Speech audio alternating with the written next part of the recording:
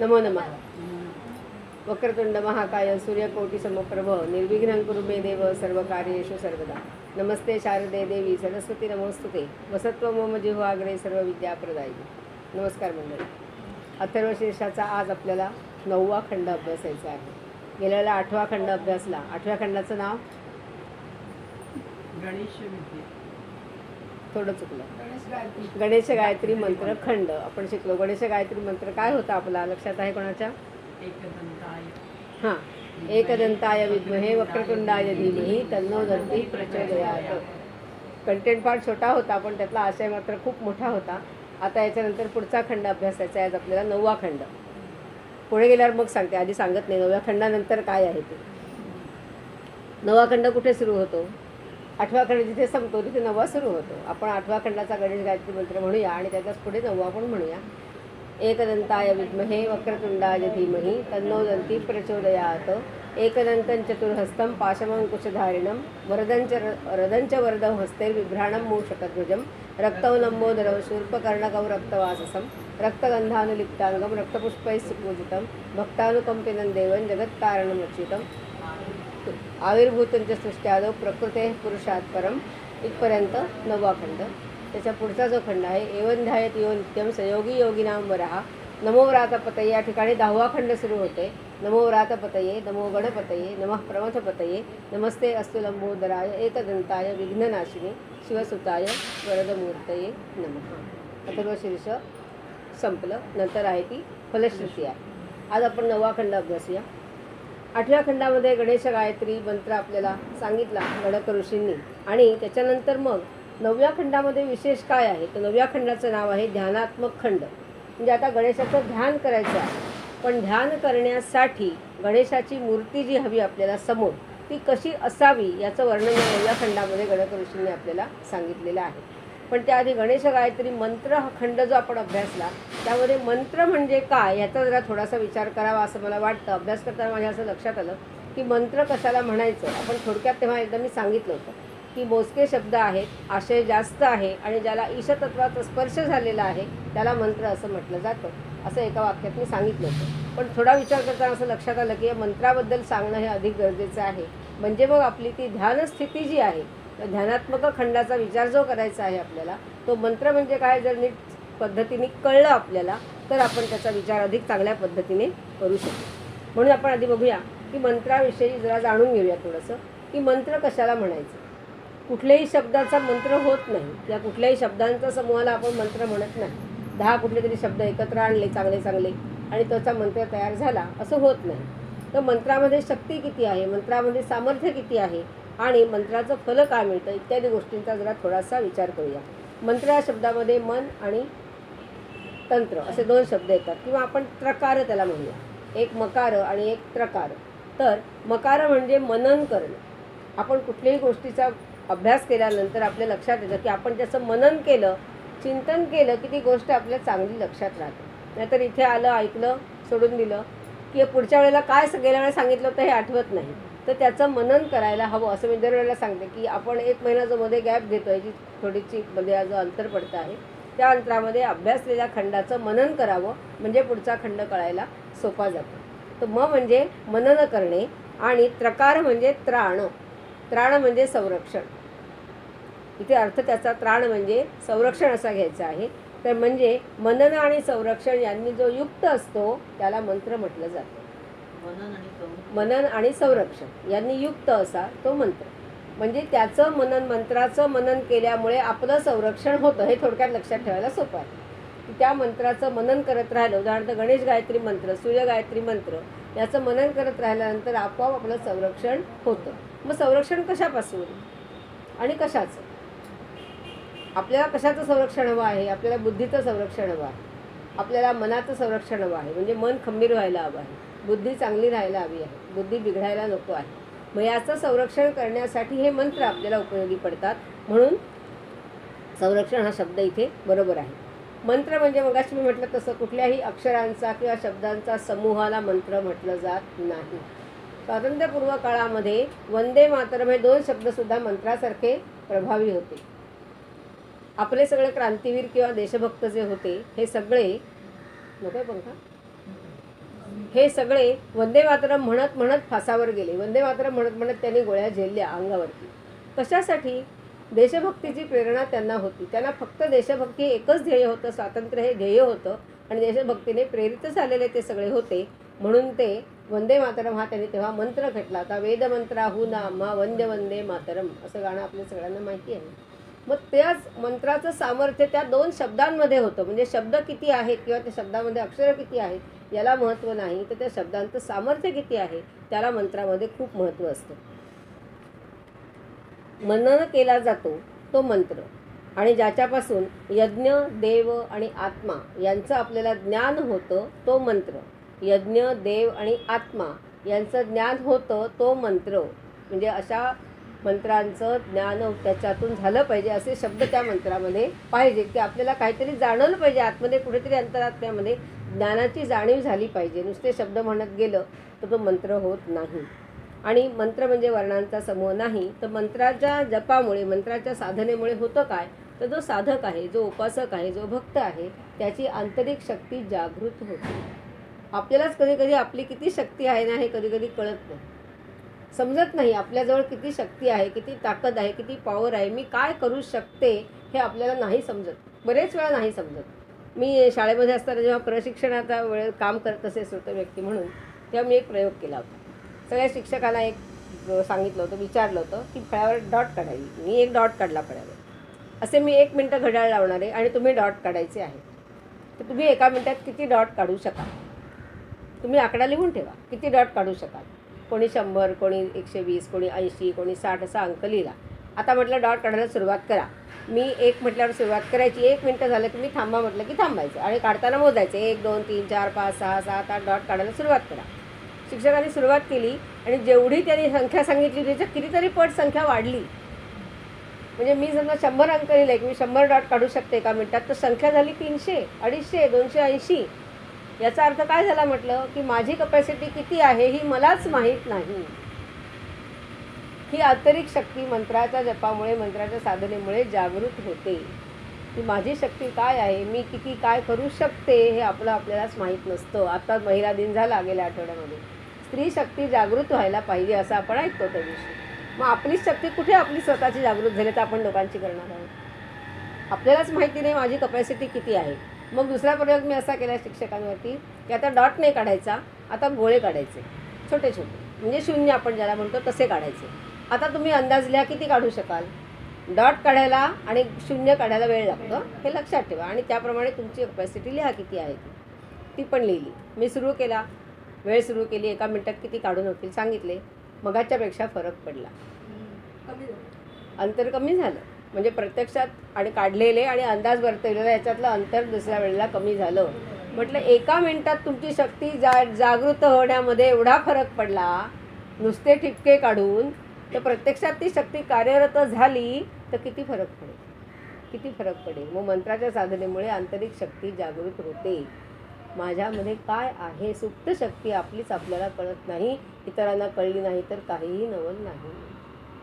मग असं आपल्याला वाटतं ना, अरे मी हे एवढं करू शकते, मी कधी कसं केलं एवढं मोठं सगळं हे, किंवा मी एवढं करू शकेन असं मला वाटलं नव्हतं, पण मी निभावलं सगळं, झेपलं सगळं, हे असं आपल्याला नंतर जाणवायला लागतं. म्हणजे आंतरिक शक्ती जागृत होण्यासाठी मंत्राची साधना, मंत्राचा जप, मंत्रातले शब्द, त्यातली अक्षर आणि त्याचं सामर्थ्य हे उपयोगी आपल्याला पडतं. एक विशेष सामर्थ्य त्याच्यामुळे आपल्याला प्राप्त होतं. ते कशामुळे होतं, तर त्या शब्दामध्ये चैतन्य असतं.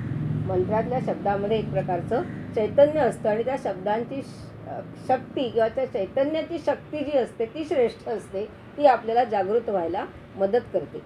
आणि दुसरं त्याच्यामध्ये एक आहे की त्या मंत्रातल्या शब्दांचं, अक्षरांचं उच्चारण जे आहे हे अचूक मात्र व्हावं लागतं. ते अचूक झालं तर तेवढं सामर्थ्य त्या शब्दांना प्राप्त होतं. ते जर अचूक झालं नाही तर त्याचं सामर्थ्य कमी होतं. जसं वेदांचं आहे, ते वेदांमध्ये असंच आहे. वेदांचं उच्चारण जर नीट झालं तर त्याचं तेवढं सामर्थ्य आपल्याला प्राप्त होतं, नाही झालं तर नाही प्राप्त. म्हणून त्याची संथा घेऊन ते वेदविद्या जी आहे, मंत्र जे आहे ते का शिकावे लागतात असे, ते म्हणून शिकावे लागतात की तसे उच्चार त्याचे झाले पाहिजेत. उच्चारण हे खूप महत्त्वाचं असतं. त्या उच्चारणाला खूप महत्त्व असतं आणि त्या उच्चारणामुळे त्या शक्तीचा प्रत्यय येतो आपल्याला. आणि जर उच्चारण झालं नाही तर शक्तीचा प्रत्यय तेवढा येत नाही. जेवढं उच्चारण अचूक तेवढा प्रत्यय जास्त येतो. आणखी मंत्रामुळे एक असं होतं की बघा, एखादा साधक माणूस जो असतो ना, जो सतत एखाद्या गोष्टीची उपासना करत असतो प्रामाणिकपणाने मनापासून, लोकांना दाखवण्यासाठी नाही, त्याचा हळूहळू लोभापासून तो निवृत्त होत जातो. आपल्याला लक्षात येतं, आपण वारकरी निरीक्षण केलं तर अशी माणसं आपल्याला समाजामध्ये दिसतात की लोभ हळूहळू कमी व्हायला लागतो. म्हणजे लोभापासून हळूहळू मुक्ती, लोभापासून निवृत्ती व्हायला लागते आणि आत्मज्ञान जागृत व्हायला लागतं. आत्मज्ञानाचं फळ आपल्याला मिळायला लागतं.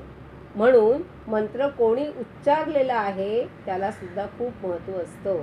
असं एखादं वाक्य कोण म्हणालं, स्वराज्य हा माझा जन्मसिद्ध हक्क आहे, कोण म्हणालं, लोकमान्य म्हणाले, म्हणून त्या शब्दांना इतकं महत्त्व आहे. तुम्ही आम्ही म्हटलं असतं तर एवढं महत्त्व लागलं असतं का त्याला?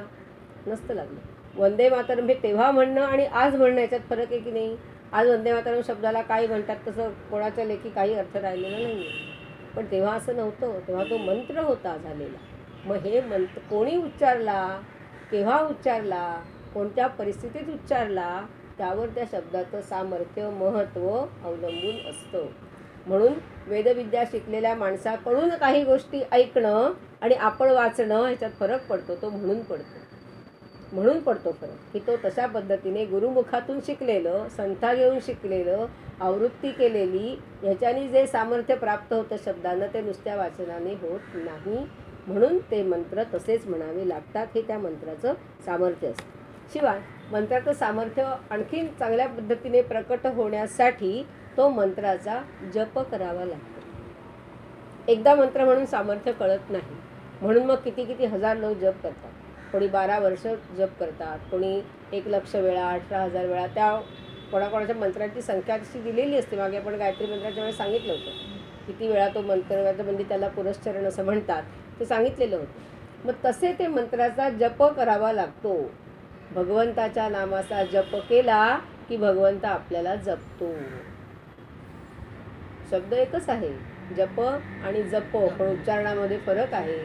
त्याचा जप केला की तो आपल्याला जपेल, पण जप मनापासून करायला हवा. त्याने जपावं म्हणून जप करायचं नाही.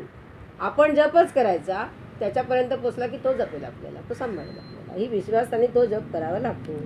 मग पुन्हा उच्चारण त्या मंत्राचं करावं लागतं. त्याला आवर्तन असं म्हणतात. आपण गणपती अथर्व शीर्षाची आवर्तनं करतो असं आपल्याला माहिती आहे, पण आवर्तन म्हणजे पुन्हा एखाद्या गोष्टीचं उच्चारण करणे. मग जप करणे हे सुद्धा एक प्रकारचं आवर्तनच असतं. मग हे फक्त शब्दांचं आवर्तन असून चालत नाही. त्या शब्दामागे जो अर्थ दडलेला आहे त्या अर्थाचं सुद्धा मनामध्ये आवर्तन तो मंत्र म्हणताना झालं पाहिजे. म्हणजे त्या मंत्राचं सामर्थ्य आपल्याला प्रत्ययाला येतं. आणि वैदिक मंत्र जे आहेत, म्हणजे वेदातले मंत्र जे आहेत, हे मंत्र सगळ्यात श्रेष्ठ मानले जातात. काही मंत्र हे वैदिक असतात, काही पौराणिक असतात.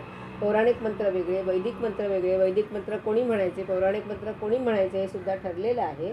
तर वैदिक मंत्र कोणीही म्हणायचे नाही. त्याची संथा घेतल्याशिवाय, गुरुकडून शिकल्याशिवाय ते म्हणायचे नसतात. कारण त्याचं उच्चारण चांगल्या पद्धतीने होत नाही, केलं जात नाही, त्याचं फळ तेवढं मिळत नाही, त्याचं सामर्थ्य आपल्या प्रत्ययाला येत नाही. म्हणून ह्या सगळ्या गोष्टी ठरलेल्या आहेत. वेदांमध्ये 4 वेद आपल्याला सगळ्यांना माहिती आहे. ऋग्वेद, यजुर्वेद, सामवेद आणि अथर्ववेद. या प्रत्येक वेदाचे पुन्हा 4 भाग आहेत. हे माहिती आहे का आपल्याला सगळ्यांना? नाही माहिती. संहिता, ब्राह्मणक, आरण्यक आणि उपनिषद असे प्रत्येक वेदाचे 4 भाग आहेत. या प्रत्येक वेदातला पहिला भाग जो संहितेचा भाग आहे, हा सगळा संहितेचा भाग हा मंत्रमय आहे. संहिता म्हणजे त्या वेदातले मंत्र आहेत. ऋग्वेदातली संहिता म्हणजे ऋग्वेदातले सगळे मंत्र, यजुर्वेदातली संहिता म्हणजे यजुर्वेदातले सगळे मंत्र. असे 4 वेदांचा संहिता हा जो भाग आहे हा सगळा मंत्रमय आहे. हा सगळा मंत्राचा भाग आहे. आरण्यक हा जो भाग आहे ना, हा अरण्यात जाऊन वाचायचा असतो, घरात वाचायचा नसतो. घराचं अरण्य होतं असं म्हणतात. म्हणजे आता इथे अरण्यात कुठे जाणार, पण किमान तो घरात वाचला जात नाही तो भाग. आपण जर घरी पारायण केलं तर पारायण करते जे गुरुजी असतात ते घरात अरण्यकाचा भाग वाचत नाही, ते बाहेर जातात. किमान कुठेतरी इथे झाड वगैरे आहे ते बघतात आणि त्याच्या खाली बसून तो भाग तेवढा त्याचा पठण करतात. घरात तो केला जात नाही. असे एक पद्धत आहे. माहितीसाठी म्हणून मी आपल्याला सांगितलं. आणखीन या मंत्राचा आणखीन एक प्रकार आहे, तर सांगितलं तर तुम्हाला गंमत वाटेल. मंत्रामध्ये सुद्धा पुल्लिंगी मंत्र, स्त्रीलिंगी मंत्र आणि नपुंसकलिंगी मंत्र असे आहेत.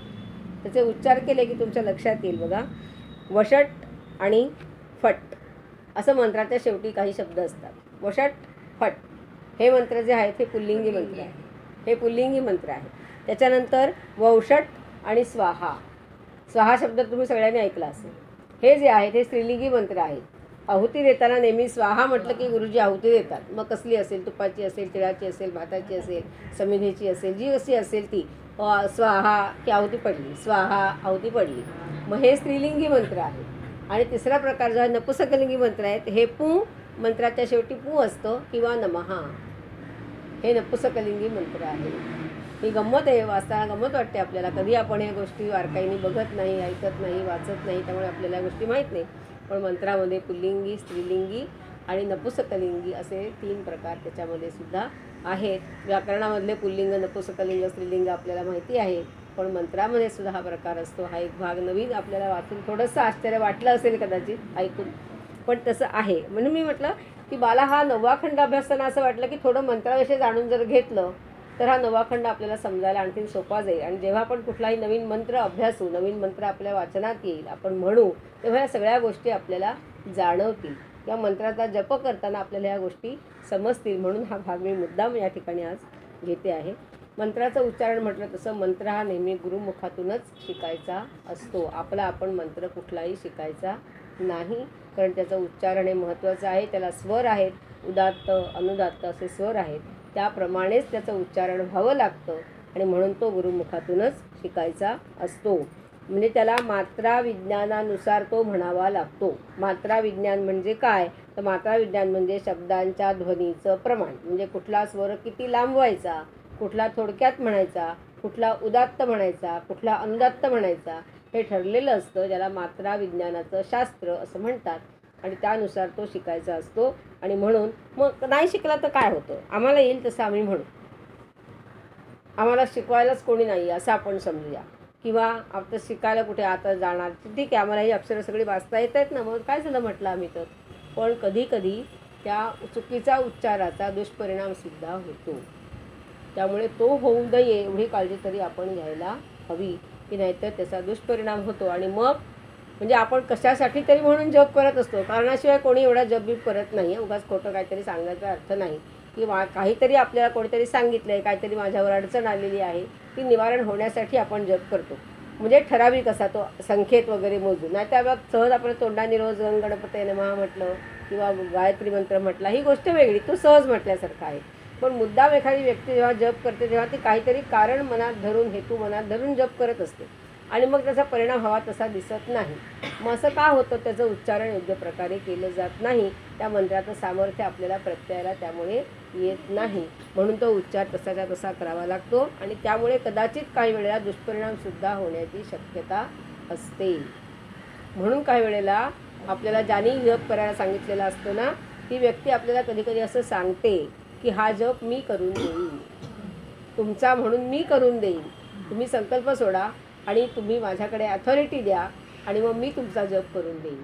किंवा काही वेळेला ती व्यक्ती असंही सांगते की हा मंत्र सोपा आहे, हा मंत्र जप तुम्ही करायला हरकत नाही, हा जप तुम्ही करा, हा मी करतो. वैदिक आहे तो मी करतो, पौराणिक आहे तो तुम्ही करा. म्हणजे तुम्हालाही थोडंसं त्याचं फळ मिळेल आणि तुमचंही लक्ष थोडंसं त्या जपामध्ये लागेल. आणि वैदिक जो आहे तुम्हाला येणार नाही करता, तो मात्र मी करेन. म्हणजे तो त्या पद्धतीने उच्चारावा लागतो. म्हणून आता मंत्राची उपासना, कुठल्याही मंत्राची उपासना ही वाटते ना तेवढी सोपी नाही, ती कष्टप्रद आहे. एका जागेवर बसायचं आहे, बैठक मारायची आहे. रोज समजा आपल्याला 1000 जप करायचं आहे, 500 करायचं आहे, तर एका जागेवर स्थिर बसलं पाहिजे. हे मुख्य आधी आहे. आपल्याला एका जागेवर स्थिर बसायची सवय नाही. आपण 50 वेळा उठावं लागतं आपल्याला काही काही कारणांनी, त्यामुळे आपण उठतो. एका जागेवर बसू शकत नाही आपण. टी व्ही बघायला अर्धा तास सिरियल बघायला बसतो, ती गोष्ट वेगळी असते. तेव्हा पुढ्यात काहीतरी चालू असतं, ते आवडीचं असतं आणि हे कोणीतरी सांगितलेलं असतं किंवा आपण केलं तरी ते वेगळ्या कारणासाठी असतं. त्यामुळे ती 5 मिनटंसुद्धा जास्त वाटतात आणि टी व्हीसमोरचा 1 ताससुद्धा छान वाटतो. हवा असा केव्हा जातो कळत नाही. मग इथे जो आहे हा मंत्राची उपासना करणं हे तेवढं सोपं नाही आहे. त्यासाठी सावधानता असावी लागते. म्हणजे लक्ष, सावधान म्हणजे लक्ष त्या जपामध्ये कायम असावं लागतं. नाही तर बसलो 1 तास आणि लक्ष 5 मिनटंसुद्धा नाही, असं चालत नाही. करून त्याचं फळ मिळत नाही. सावधानता असावी लागते, एकाग्रता त्या ठिकाणी असावी लागते, एकतानता. मागच्या वेळी मी अर्जुनाचं उदाहरण दिलं होतं एकतानतेसाठी, आठवत असेल तुम्हाला. मग ती एकाग्रता असावी लागते आणि अंतर्बाह्य शुचिता असावी लागते. म्हणजे बाहेरून आंघोळ करून मंत्राला जपाला बसलं इथपर्यंत ठीक आहे हो, पण मनात पण शुद्धता असावी लागते. मनात कोणतेही वाईट विचार विकार कोणाबद्दलही येता कामा नयेत. ही अंतर्गत शुचिता झाली, ही असावी लागते. ही सगळी काळजी मंत्राचा जप करताना किंवा साधना करताना उपासना करताना घ्यावी लागते. कुठल्याही मंत्राची उपासना करताना मग ही पथ्य आपल्याला पाळायची असतात. चित्ताची एकाग्रता हवी. आता गणेश गायत्री मंत्रापर्यंत आपण येऊया. गणेश गायत्री मंत्र जो आपण शिकलो त्याच्यामध्ये सुद्धा गणकऋषी असं आपल्याला सांगतात की काही पथ्य आपल्याला पाळायची आहेत. ती म्हणजे चित्ताची एकाग्रता, जी सगळ्यात कठीण आहे. एकाग्र चित्त व्हावं लागतं. त्या ठिकाणी मी जप करायला बसले आहे तर माझं लक्ष आत काय चाललंय तिकडे असता कामा नये ना. नाही तर काहीतरी आवाज आला भांड्याचा, काय पडलं ग तिकडे तुझ्या हातून, काय सांडलं का, दूध ओतू गेलं नाही ना. असं जर तिकडे लक्ष गेलं आणि जातच ते, म्हणजे हा दोष नाही आहे, हा स्वभाव आहे. ते जातंच, कारण आपला जीव तिथे अडकलेला असतो ना दुधामध्ये. दूध ओतू गेलं तर मग ते साफ केलं तर बरं, नाही तर ती निघून जाईल ऑफिसला सुनबाई आणि मला ते साफ करावं लागेल, म्हणजे तो व्याप. म्हणून दूध फुकट गेल्यापेक्षा ते साफ करावं लागतं याचं वाईट जास्त वाटतं, ते कष्ट पडतात जास्त. मग दूध फुकट जातं ते जातच शेवटी. आणि मग हे असं जर असलं तर ती एकाग्रता आपली त्याच्यामध्ये असत नाही. दुसरं म्हणजे ज्याची जो जप आपण करतो, गणेशाचा, शिवाचा, देवीचा, जो कोणाचा जप करतो त्या देवावरती, त्या देवतेवरती आपली अढळ आणि निष्ठा, श्रद्धा, भक्ती असावी लागते. नाहीतर देवावर निष्ठा नाही, श्रद्धा नाही, भक्ती नाही, विश्वास नाही आणि जप करायला बसलाय, काय फायदा? काही नाही. तेव्हा अढळ श्रद्धा असावी लागते, भक्ती असावी लागते आणि उपासना करण्यात अडचणी येणारच नाहीत असं होत नाही. मागे अथर्वशीर्षाच्या 3ऱ्या खंडामध्ये मी येणारे सगळे अडचणी सांगितल्या होत्या. सगळे अडथळे कसे येतील, कसे येऊ शकतात याचा गणकऋषींनी विचार केला आहे आपल्याला. ते अडथळे मी 5-6 सांगितले होते तेव्हा, कसे येतात ते अडथळे आणि त्याच्यावर कशी मात करायची असते आपल्याला ती या संकटावर मात करण्याचं धैर्य अंगी असावं लागतं. म्हणजे मी जपाला बसले आणि हे असं झालं असं नाही करायचं. ते होणारच. अडचणी, अडथळे, संकटही येतीलच. त्याच्यावर मात करून आपलं कार्यभाग आपण साधायचा असतो. ते करता अखंड उपासना करायची असते. 12-12 वर्ष, 24-24 वर्ष उपासना करणारे आमचे काही संत आहेत. इतकी वर्ष अखंड उपासना केली, तेव्हा कुठे काहीतरी हाताला लागलं.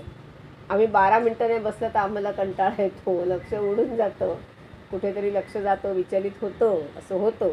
ते असं होऊ शकत नाही. त्यासाठी इतकी चिकाटी, इतकं धैर्य, इतकी एकाग्रता, इतकी श्रद्धा, इतकी निष्ठा ही असावी लागते. आता गणेश गायत्री जी आहे ही गणेश गायत्रीमध्ये अपूर्व सामर्थ्य आहे, प्रश्नच नाही.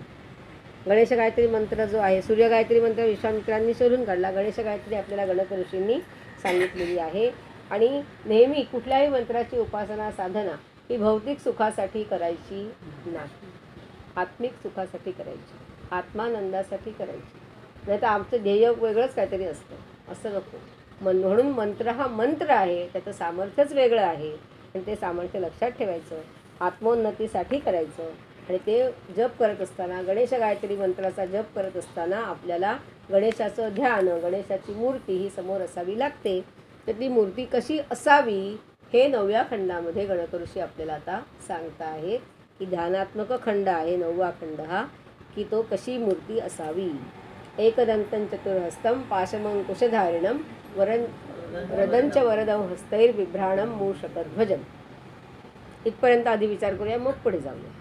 तर पहिला शब्द एकदंत. बघा, मागच्या वेळेस आपण एकदंताय विद्महे शिकलो होतो आणि आता आपण एकदंतं चतुर्हस्तं शिकतो आहोत. म्हणजे पहिल्यांदी जी मूर्ती आपल्याला ध्यानासाठी समोर हवी ती कशी असली पाहिजे, एकदंत असली पाहिजे. म्हणजे एक दात ज्याचा अखंड आहे तो, कारण त्याचा एक दात तुटलेला आहे, ती गोष्ट मी नंतर सांगते तुम्हाला की एक दात तुटलेला आहे तो कशामुळे तुटला आहे तो, आणि एक दात अखंड आहे तो एकदंत आपण मागच्या वेळेला बघितला. एकदंत म्हणजे ब्रह्म आणि माया, मी त्यावेळेला सांगितलं होतं आपल्याला की ब्रह्म आणि माया हे जे स्वरूप आहे ते एकदंताचं कसं आहे त्याचं वर्णन आपण 8व्या खंडामध्ये केलेलं आहे.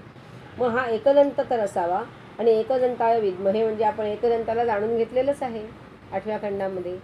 मग आता एकदंतं चतुर्हस्तम, आता गणेश हा चतुर्हस्त आहे, 4 हात त्याला आहेत, चतुर्भुज आहे तो, हे आपल्याला माहिती आहे. मग तो चतुर्भुज आहे.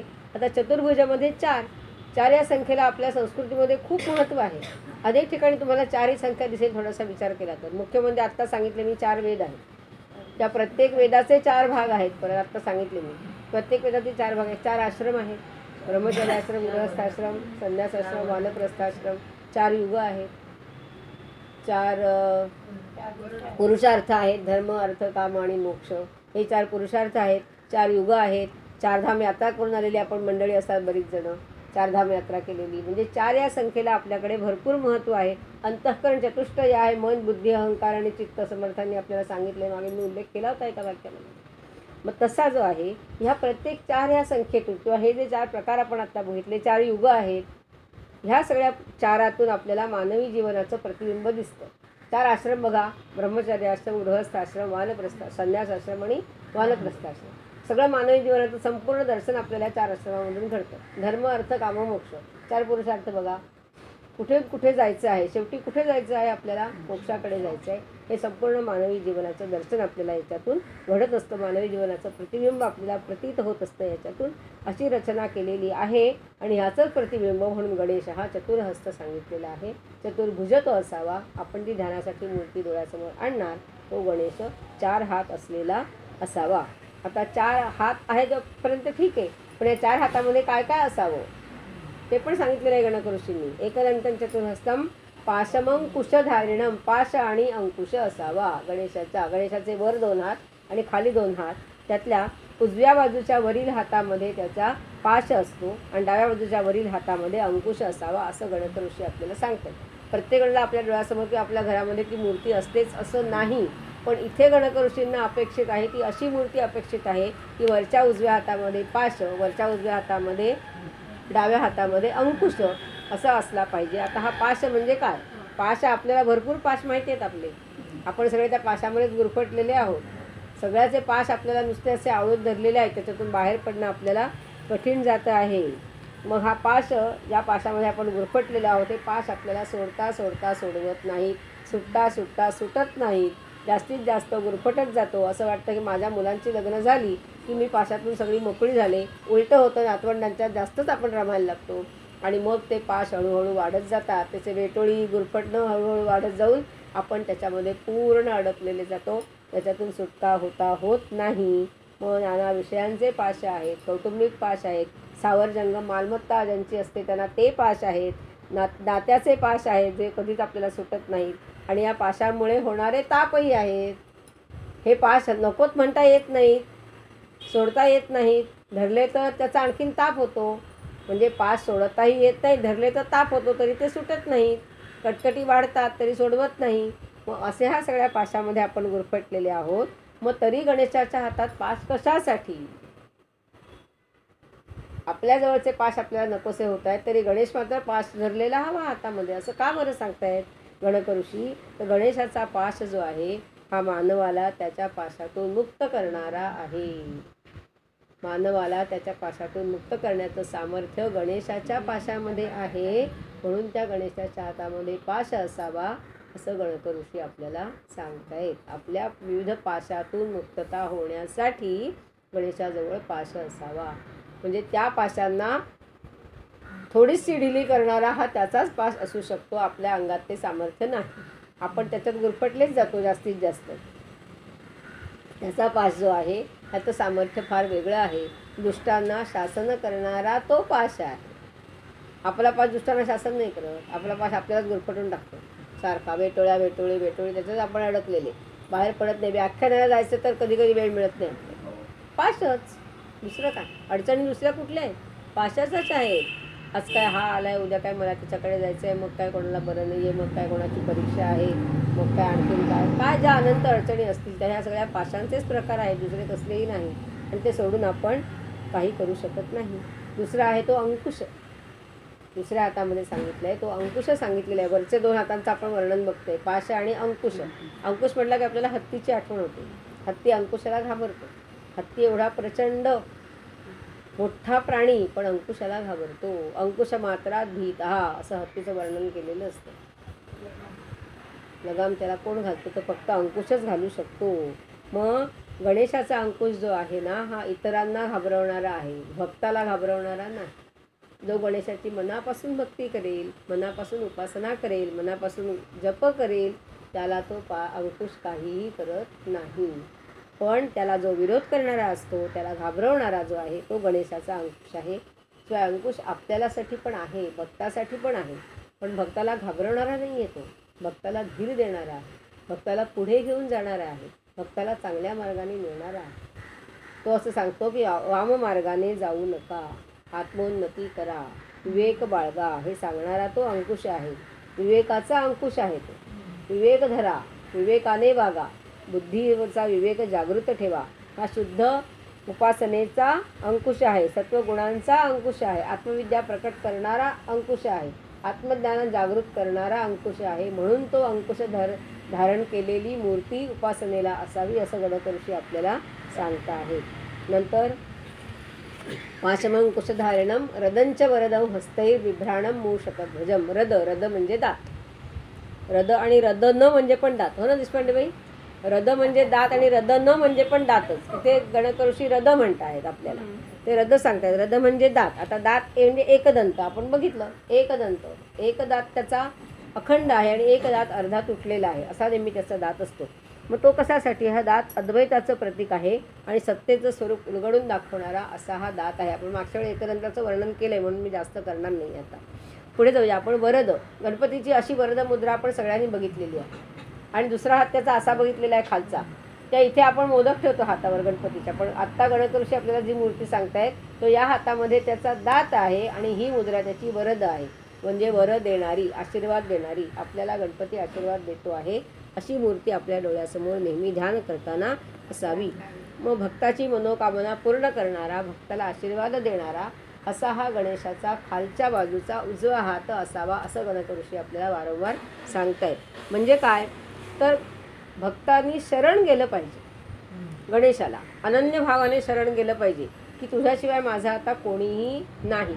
इतकं जेव्हा शरणागती आपण पत्करू ना, तेव्हा तो आपल्याकडे चांगल्या नजरेने बघतो आणि आपली संकट दूर करतो. आपण इतकं शरण जातच नाही, आपल्याला शरण जायला आवडतच नाही, आपण जाऊ शकत नाही शरण. प्रामाणिकपणे विचार कर, आपण इतकं शरण नाही जात. शरणागती पत्करणं हे सोपं नसतं. आता निवडणुका जवळ आल्यात बघा. हो, अहम येतो ना मध्ये. हो, मी अजून काहीतरी करू शकते, एवढं काय शरण जाण्याची गरज नाही, हे आपल्याला वाटत असतं कुठेतरी मनामध्ये. हां, येस. तर त्यामुळे असं होतं की आपण नाही, आणि मग मी करू शकेन, मग कशाला याची उपासना करा, असं कुठेतरी मनामध्ये येतं. अनन्य भावाने शरण गेलं पाहिजे. तुझ्याशिवाय माझं कोणीही नाही, तूच एक माझा त्राता. त्वमेव माताच्या पिता त्वमेव, त्वमेव बंधुश्च सखा त्वमेव, त्वमेव विद्यादेवं त्वमेव, त्वमेव सर्वं देव देव. माझं सर्वस्व जे काही आहे ना ते तूच आहे, तुझ्याशिवाय काहीही नाही दुसरं. हे एवढं जेव्हा मनामध्ये भाव येईल ना, तेव्हा ते खरं शरण जाणं असतं. तोपर्यंत शरण जाणं नाही. आणि हे शरण जाणं इतकं आपल्याला सोपं नाही. म्हणजे आपण कोणी एवढ्या उच्च पातळीवरची माणसं नव्हे, तेवढी भक्त, कोणी साधक, संत, महात्मे आपण नाही. त्यामुळे आपल्याला ह्या सगळ्या भावना समजू शकतात की मला शरण जाता येत नाही. आपण मान्य करू शकतो की एवढ्या अनन्य भावाने मी शरण जाऊ शकत नाही. म्हणून तेवढी उत्कट भक्ती परमेश्वराप्रती असावी लागते, तर ती शरणागती आपल्याला पत्करता येते. तोपर्यंत येत नाही. संतांची अशी ही उत्कट भक्ती होती, म्हणून संत शरण गेले. ते कुठल्याही पाशात अडकून बसले नाहीत मागे. सगळ्या संतांची उदाहरणं बघितलेली लक्षात येतं आपल्या, असं की म्हणून ते संत. आपण संत नाही, आपण साधी सामान्य माणसं. आता त्याचं पुढे सांगितलं आहे मूषकध्वजम सांगितलं आहे. गणकऋषी सांगत आहेत की उंदीर हे गणेशाचं वाहन आहे किंवा त्याच्या ध्वजावरचं चिन्ह हे मूषक आहे असं सांगितलेलं आहे. त्याला वाहन किंवा चिन्ह असा शब्द गणकऋषी वापरतात त्या ठिकाणी. मग मूषक म्हणजे वासना, मूषक म्हणजे उंदीर हे आपल्या सगळ्यांना माहिती, पण मूषक म्हणजे वासनायुक्त किंवा चोरी करणारा, असा मूषक शब्दाचा अर्थ संस्कृत शब्दामध्ये सांगितले. डिक्शनरीमध्ये असा अर्थ आहे. मूषक म्हणजे वासनायुक्त किंवा चोरी करणारा. मग चोरी करणारा गणेश चोरी करणारा का मूषक चोरी करणारा? नाही, आपण चोरी करणारे, आपण वासनायुक्त. सगळ्या वासना विकार सगळ्या आपल्याला आहे. आपण मागे मी चोरीचे प्रकार सांगितले होते. मानसिक चोरी. आज या घरातली वस्तू ही मला खूप आवडलेली आहे आणि माझ्या घरात ही नाही आहे, ही माझ्या घरात हवी असं मला वाटणं, ही मानसिक चोरी आहे. इतकं सोपं चोरीचं उदाहरण आहे. ही मानसिक चोरी झाली. आपल्याला चोरी म्हणजे एकच माहिती आहे की ही वस्तू मी उचलून नेली की ही चोरी झाली. ही चोरी नाही. चोरी मानसिक पण असू शकते आणि ही चोरी आपण सगळेजण कितीतरी वेळा करतो. आवडते. एक साडी जरी बघितली तरी मला असं वाटतं ही साडी हिची छान आहे, अशी साडी माझ्याकडे आहे, पण हिची बॉर्डर आहे ना ती माझ्याकडे नाही आहे अशा साडीची, किंवा अशी बॉर्डरवाली एक साडी मला घ्यायला हवी आहे. झाली चोरी, मानसिक चोरी झाली. म्हणजे आपण नाही त्याच्यावर कंट्रोल करू शकत, नियमन नाही. आला पास परत मध्ये की झालं, पाशात अडकले. हा रंग मला आवडला आहे, हा रंगाची साडी नाही आहे, या बॉर्डरची साडी नाही आहे, या क्वालिटीची साडी नाही, या किमतीची साडी नाही आहे. 4 साड्या आत्ताच्या आत्ता झाल्या इथे. मग कसं होणार?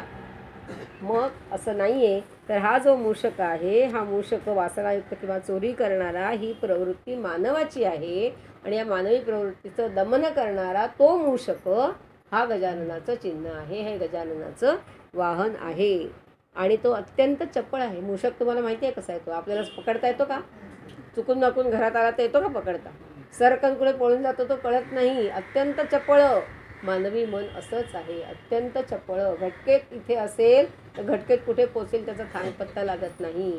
व्याख्यान ऐकायला 1 तास बसलोय आपण, पण मिनिट आपण व्याख्यान ऐकत नाही. कुठेतरी मन कधीतरी मध्ये कुठेतरी फिरून येतं, धावून येतं मध्ये. असं होतंच. आणि नाही कशाला म्हणायचं, खरं ते खरं. प्रामाणिकपणाने आपण कबूल करायचं की असं होतं. मग तो असा चप्पळ आहे. तीक्ष्ण नेत्र असलेला आहे तो. त्याचे नेत्र फार तीक्ष्ण असतात. बघा, आपल्या घरात जर चुकून माकून आला तर कुठे काय ठेवलं आपल्या लक्षात नसतं, पण त्याला बरोबर कळतं कुठे काय ठेवलं. त्याला वास पण चांगला येतो. मग तसं आपलंसुद्धा सगळं तीक्ष्ण पाहिजे ना, बुद्धी. आणि मूषक बुद्धिवान आहे, खूप बुद्धिवान प्राणी आहे तो. मूषक बुद्धिवान, हत्ती बुद्धिवान. तो गजाननाला बघा, हत्तीचं मुख आहे, मूषक आहे, त्याचं वाहन आहे. म्हणजे गजानन बुद्धीचा देव आहे असं आपण जे म्हणतो ना, त्यांनी प्राणीजवळ बाळगलेले आहे, ते सुद्धा अतिशय बुद्धिमानच आहे. मूषक हा बुद्धिमान प्राणी आहे. बंधन तोडून पलीकडे जाणारा आहे. कुरतडून जातो की नाही पलीकडे? आपल्याला सुद्धा सगळी मोहपाशाची बंधनं तोडून पलीकडे जायचं आहे, मोक्षाकडे जायचं आहे. त्याचं प्रतीक म्हणून हे मूषक गजाननाने ध्वज ठेवलेला आहे, वाहन ठेवलेलं आहे. पारमार्थिक मोह टाळायचे, स्वार्थाचे मोह टाळायचे आणि सन्मार्गाने हळूहळू वाटचाल करायची आहे. म्हणून गणेशाने हे वाहन निवडलेलं आहे, मूषक ध्वजम. थोडं पुढे जाऊया. आजचा भाग सोपा आहे ना? आजचा भाग खरंच सोपा आहे, पण कंटाळा देण्याला. पण आजचा पेपर खूप सोपा आहे, त्यामुळे टेन्शन नाही. आज टेन्शन नाही आहे घ्यायला, अजिबात टेन्शन नाही. टेन्शन सुरुवातीला मंत्राचं सांगून झालं. मंत्र जरा कळायला थोडासा कठीण गेला असेल, पण पुढचा भाग फारच मजेशीर आहे, सोपा आहे. कळायला सोपा असल्यामुळे जास्ती आवड निर्माण होईल कदाचित. म्हणजे बघा, सुरुवातीला आपल्याला वाटलं अथर्वशीर्ष समजायला, आपण प्रवेशद्वाराची जेव्हा गेलो तेव्हा असं वाटलं की आतमध्ये, मी तेव्हा असं म्हटलं होतं की अलिबाबाची गुहा आहे आतमध्ये नवरत्नांचं भांडार आहे. 9 खंड, 9व्या खंडाचा पण अभ्यास तो. एक रत्न आपण, एक खंड म्हणजे एक रत्न आहे, आणि ते करत 9व्या रत्नापर्यंत आपण आलेलो आहोत. आणि खंड आजचा 9वा चालू आहे आपला. आणि हे करत असताना मध्येच कधीतरी असं वाटलं की बापरे, खूप कठीण आहे काहीतरी समजायला, आपल्या डोक्याच्या पलीकडे जात आहे. थोडंसं वाटतं की वाटतं नाही आता समजायला लागलं आहे, थोडं समजायला लागलं असं वाटेपर्यंत पुन्हा काहीतरी एखादा खंड कठीण येतो मध्ये, की डोक्यावरून जातं की का असं वाटतं, आचरणात आणायला कठीण आहे असं वाटतं. असं करता आपण 9व्या खंडापर्यंत प्रवास केलेला आहे. आणि आता मात्र असं वाटतंय की काहीतरी आपल्या हाताला लागलेलं आहे, किंवा ह्याच्या पुढे हाताला काहीतरी लागेल. तर आता रक्तम लंबोदरम शूर्पकर्णकम रक्तवाससम रक्तगंधानुयुक्तांगम रक्तपुष्पैः सुपूजितम. इथपर्यंतचा भाग बघूया. गणेश हा रक्तम लंबोदर आधी बघूया, मग रक्ताकडे येऊया. तर लंबोदर आहे गणेश. हा आपल्याला सगळ्यांना माहिती आहे गणेशाचं लंबोदर कसं आहे ते. थुलथुलीत देह आहे, त्याचा शरीर तुंदिल तनू आहे. गणपतीचं पोट मोठं आहे. कशासाठी हे पोट मोठं आहे? तर त्याच्या उदरामध्ये अनेक ब्रह्मांड सामावलेली आहेत. अनेक ब्रह्मांड त्याच्या उदरामध्ये आहेत. आपल्या पोटात काहीच राहत नाही बघा. कोणाला तरी सांगितल्याशिवाय चैनच पडत नाही. आणि प्रत्येकाला सांगायचं तुला म्हणून सांगते, कोणाला सांगू नको. मी फक्त तुझ्याजवळ बोलले, बाकी कोणाजवळ मी बोललेली नाही आहे. असं मी जिच्याजवळ सांगेन ती फक्त आणखीन एकाला सांगते की तुला म्हणून सांगते, ती आणखीन एकाला सांगते. म्हणजे झालं ना, पोटात राहत नाही, ओठात राहत नाही, सगळं वडा बाहेर येऊन मोकळे होतो आपण. पण गणेश तसा नाही. गणेशाने अनेक ब्रह्मांड आपल्या उदरामध्ये साठवून ठेवलेली आहेत आणि संपूर्ण विश्व त्याच्या उदरामध्ये समावलेलं आहे, म्हणून तो लंबोदर आहे. आणखीन त्याने काय काय पोटात साठवून ठेवलं आहे? कामक्रोधात षड्रिपू सगळे साठवून ठेवलेले आहेत पोटात, आपल्याला त्रास देऊ नयेत म्हणून त्याने स्वतःच्या पोटात साठवून ठेवले, आणि म्हणून तो लंबोदर झाला. आपण अन्याय माझे कोट्यानुकोटी मोरेश्वराबा तू घाल पोटी. वा, छान आहे की नाही. अन्याय आम्ही करतो आणि तू तुझ्या पोटात घाल म्हणून त्याची प्रार्थना करतो. अगदी 5 वर्षाच्या मुलापासून हा श्लोक सगळेजण म्हणतात. मोरया मोरया मी बाळताने तुझीच सेवा करू काय जाणे. अन्याय माझे कोट्यानुकोटी मोरेश्वराबा तू घाल पोटी. तू घाल पोटात. आम्ही अन्याय करतो किती, कोट्यानुकोटी. प्रत्येकाचे कोट्यानुकोटी अन्याय त्या गणेशाने पोटात घालायचे नाही, त्याचं लंबोदर होईल तर काय होईल. आणि रोज प्रार्थना करायची अशी, आम्ही रोज अन्याय करू आणि तू मात्र आमचे अनंत अपराध कोट्यानुकोटी अपराध तू पोटात घालत राहा.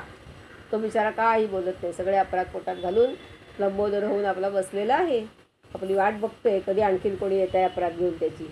म्हणून तो असा तो लंबोदर आहे, सगळे उदरात घेऊन पचवतो आहे. आपले अपराध पोटात घालून तो पचवतोय. ते आपल्याला पोटात नकोसा पदार्थ जरी गेला तरी तो पोटात राहत नाही बघा.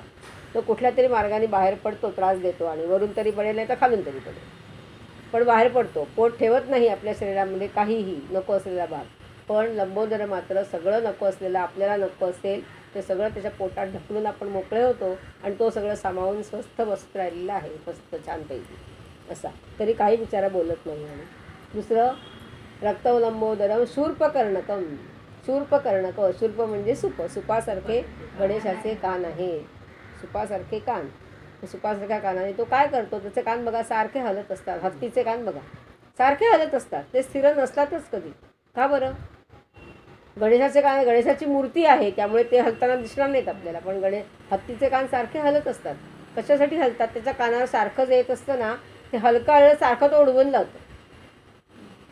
जे वाईट आहे तो घेतच नाही, साठवतच नाही कानामध्ये, सगळं तिथल्या तिथे उडवून टाकतो. जसं सूप आहे, सुपामध्ये घालून धान्य जेव्हा आपण पाखडतो तेव्हा नको असलेले पदार्थ सूप बाहेर टाकून देतो.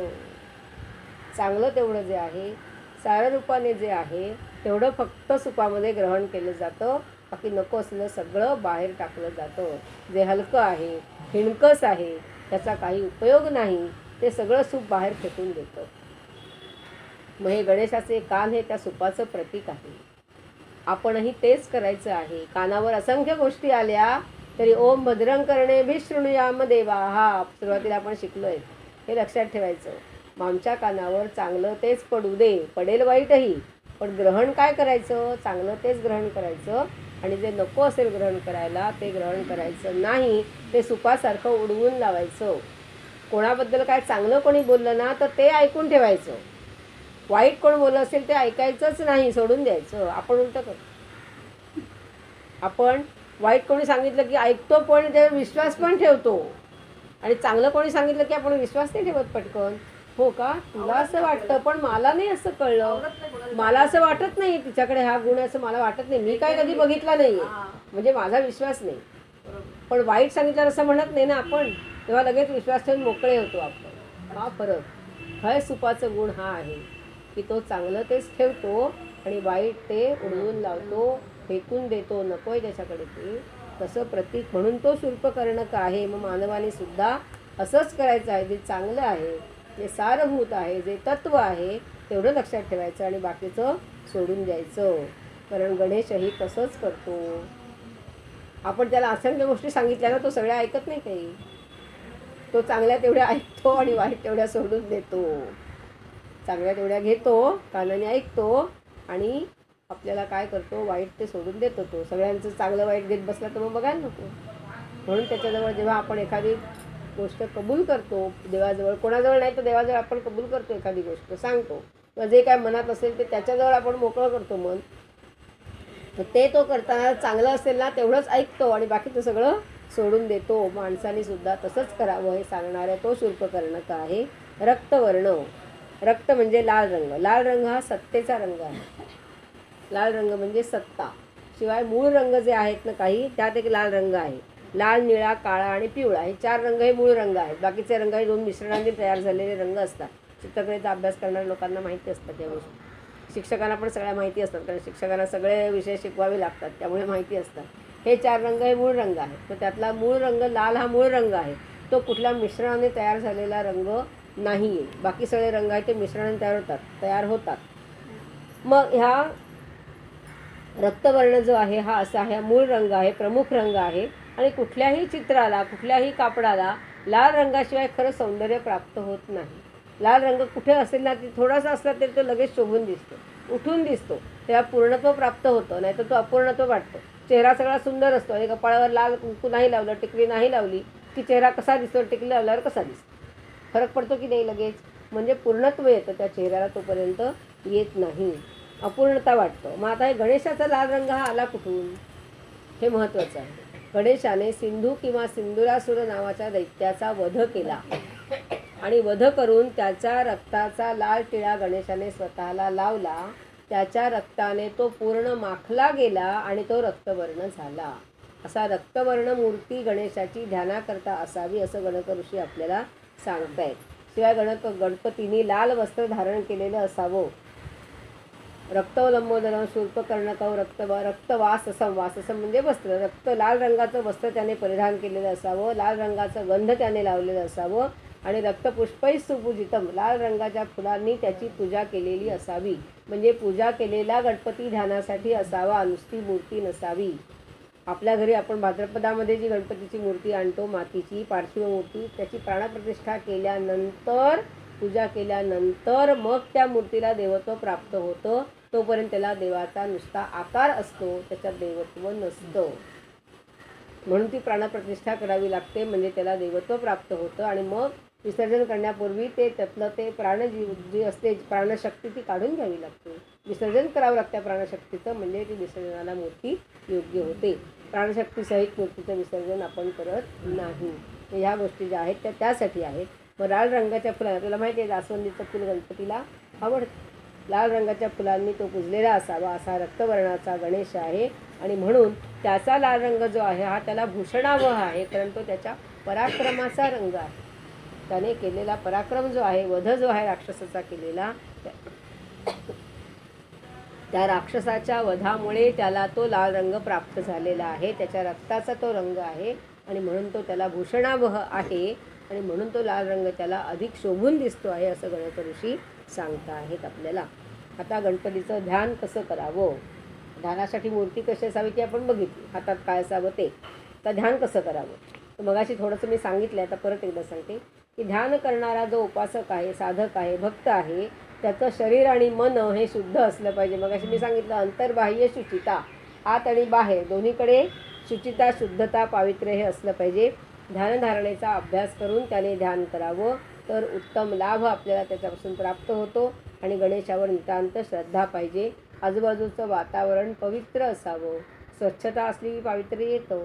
शुद्धता असावी, स्वच्छता असावी, घरातलं वातावरण आनंदी असावं. नाही तर इकडे एक माणूस ध्यान करायला बसला आणि तिकडे दोघं तिकडे बाकीचे इतर जण कोणी आरडाओरडा करत आहे, कोणी मोबाईलवर जोरजोराने बोलत आहे, कोणी टी व्हीचा आवाजच मोठा लावून ठेवला आहे, कोणाची तरी वादावादी घरात चाललेली आहे. असं वातावरण असू नये. घरातलं वातावरणसुद्धा आनंदी प्रसन्न असावं. शक्यतो ध्यानाची जागा ही एकच असावी. ध्यानाची जागा, जपाची जागा ही नेहमी शक्यतो एकच असावी. आसन एकच असावं, त्याच आसनावर बसावं. वस्त्र अंगावर नेसलेलं असेल ते स्वच्छ असावं. धूतवस्त्र असलं तर जास्त चांगलं, म्हणजे धुतलेलं वस्त्र नेसायचं, धूतवस्त्र असावं. आणि वेळसुद्धा ठरलेली असली तर फारच चांगली. की रोज बाबा मी सकाळची वेळ, पहाटेची वेळ असली तर उत्तमच असतं, चांगलीच असते. पण नाहीतर किमान आपल्याला पहाटे नाही जमलं तर निदान वेळ कुठली तरी ती ठरलेली असावी. आज 12 वाजता, उद्या 2 वाजता, परवा 8 वाजता, रात्री 10 वाजता, असं केव्हा तरी शक्यतो करू नये. कारण त्या वातावरणाचा सुद्धा, वेळेचा, वातावरणाचा, त्याच वस्त्रसुद्धा एकच असेल तर फारच चांगलं. त्याच वस्त्रांनी नेसलं तर जपाला बसलं रोज तर चांगलं. आसनही तेच असावं, जागा तीच असावी. हे असं सगळं असलं त्याचा परिणाम आपल्याला जास्ती म्हणतात ना की ती वेळ ठरलेली याच्यासाठी असावी. देव वाट बघत असतो, आपली वाट बघत असतो. आपण कशी एखाद्या माणसं ठराविक रोज ऑफिसमधून येणारा, घरी येणारा माणूस असतो की नाही. 7 वाजता एक माणूस घरी येतो, आपल्याला माहिती आहे. 7 ते 7:30 झाले की आपल्याला काय होतं, काळजी वाटायला लागते की नाही. कालवा आज मोबाईल आहेत म्हणून आपल्याला माहिती असतं, फोन करून आपण सांगतो की आज मी उशिरा येतोय म्हणून.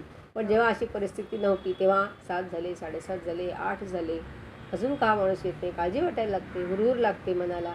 मग असं होत नाही. परमेश्वरसुद्धा वाट बघत असतो की आता हा माझा ध्यान करायला येईल, ध्यान करायला बसेल, मला बोलवेल, माझी मूर्ती डोळ्यासमोर आणेल. त्यालाही आपली आस लागलेली असते. मग तेही आपण विश्वास त्याच्यावर ठेवला तर, नाहीतर नाही. म्हणून ती वेळ असावी.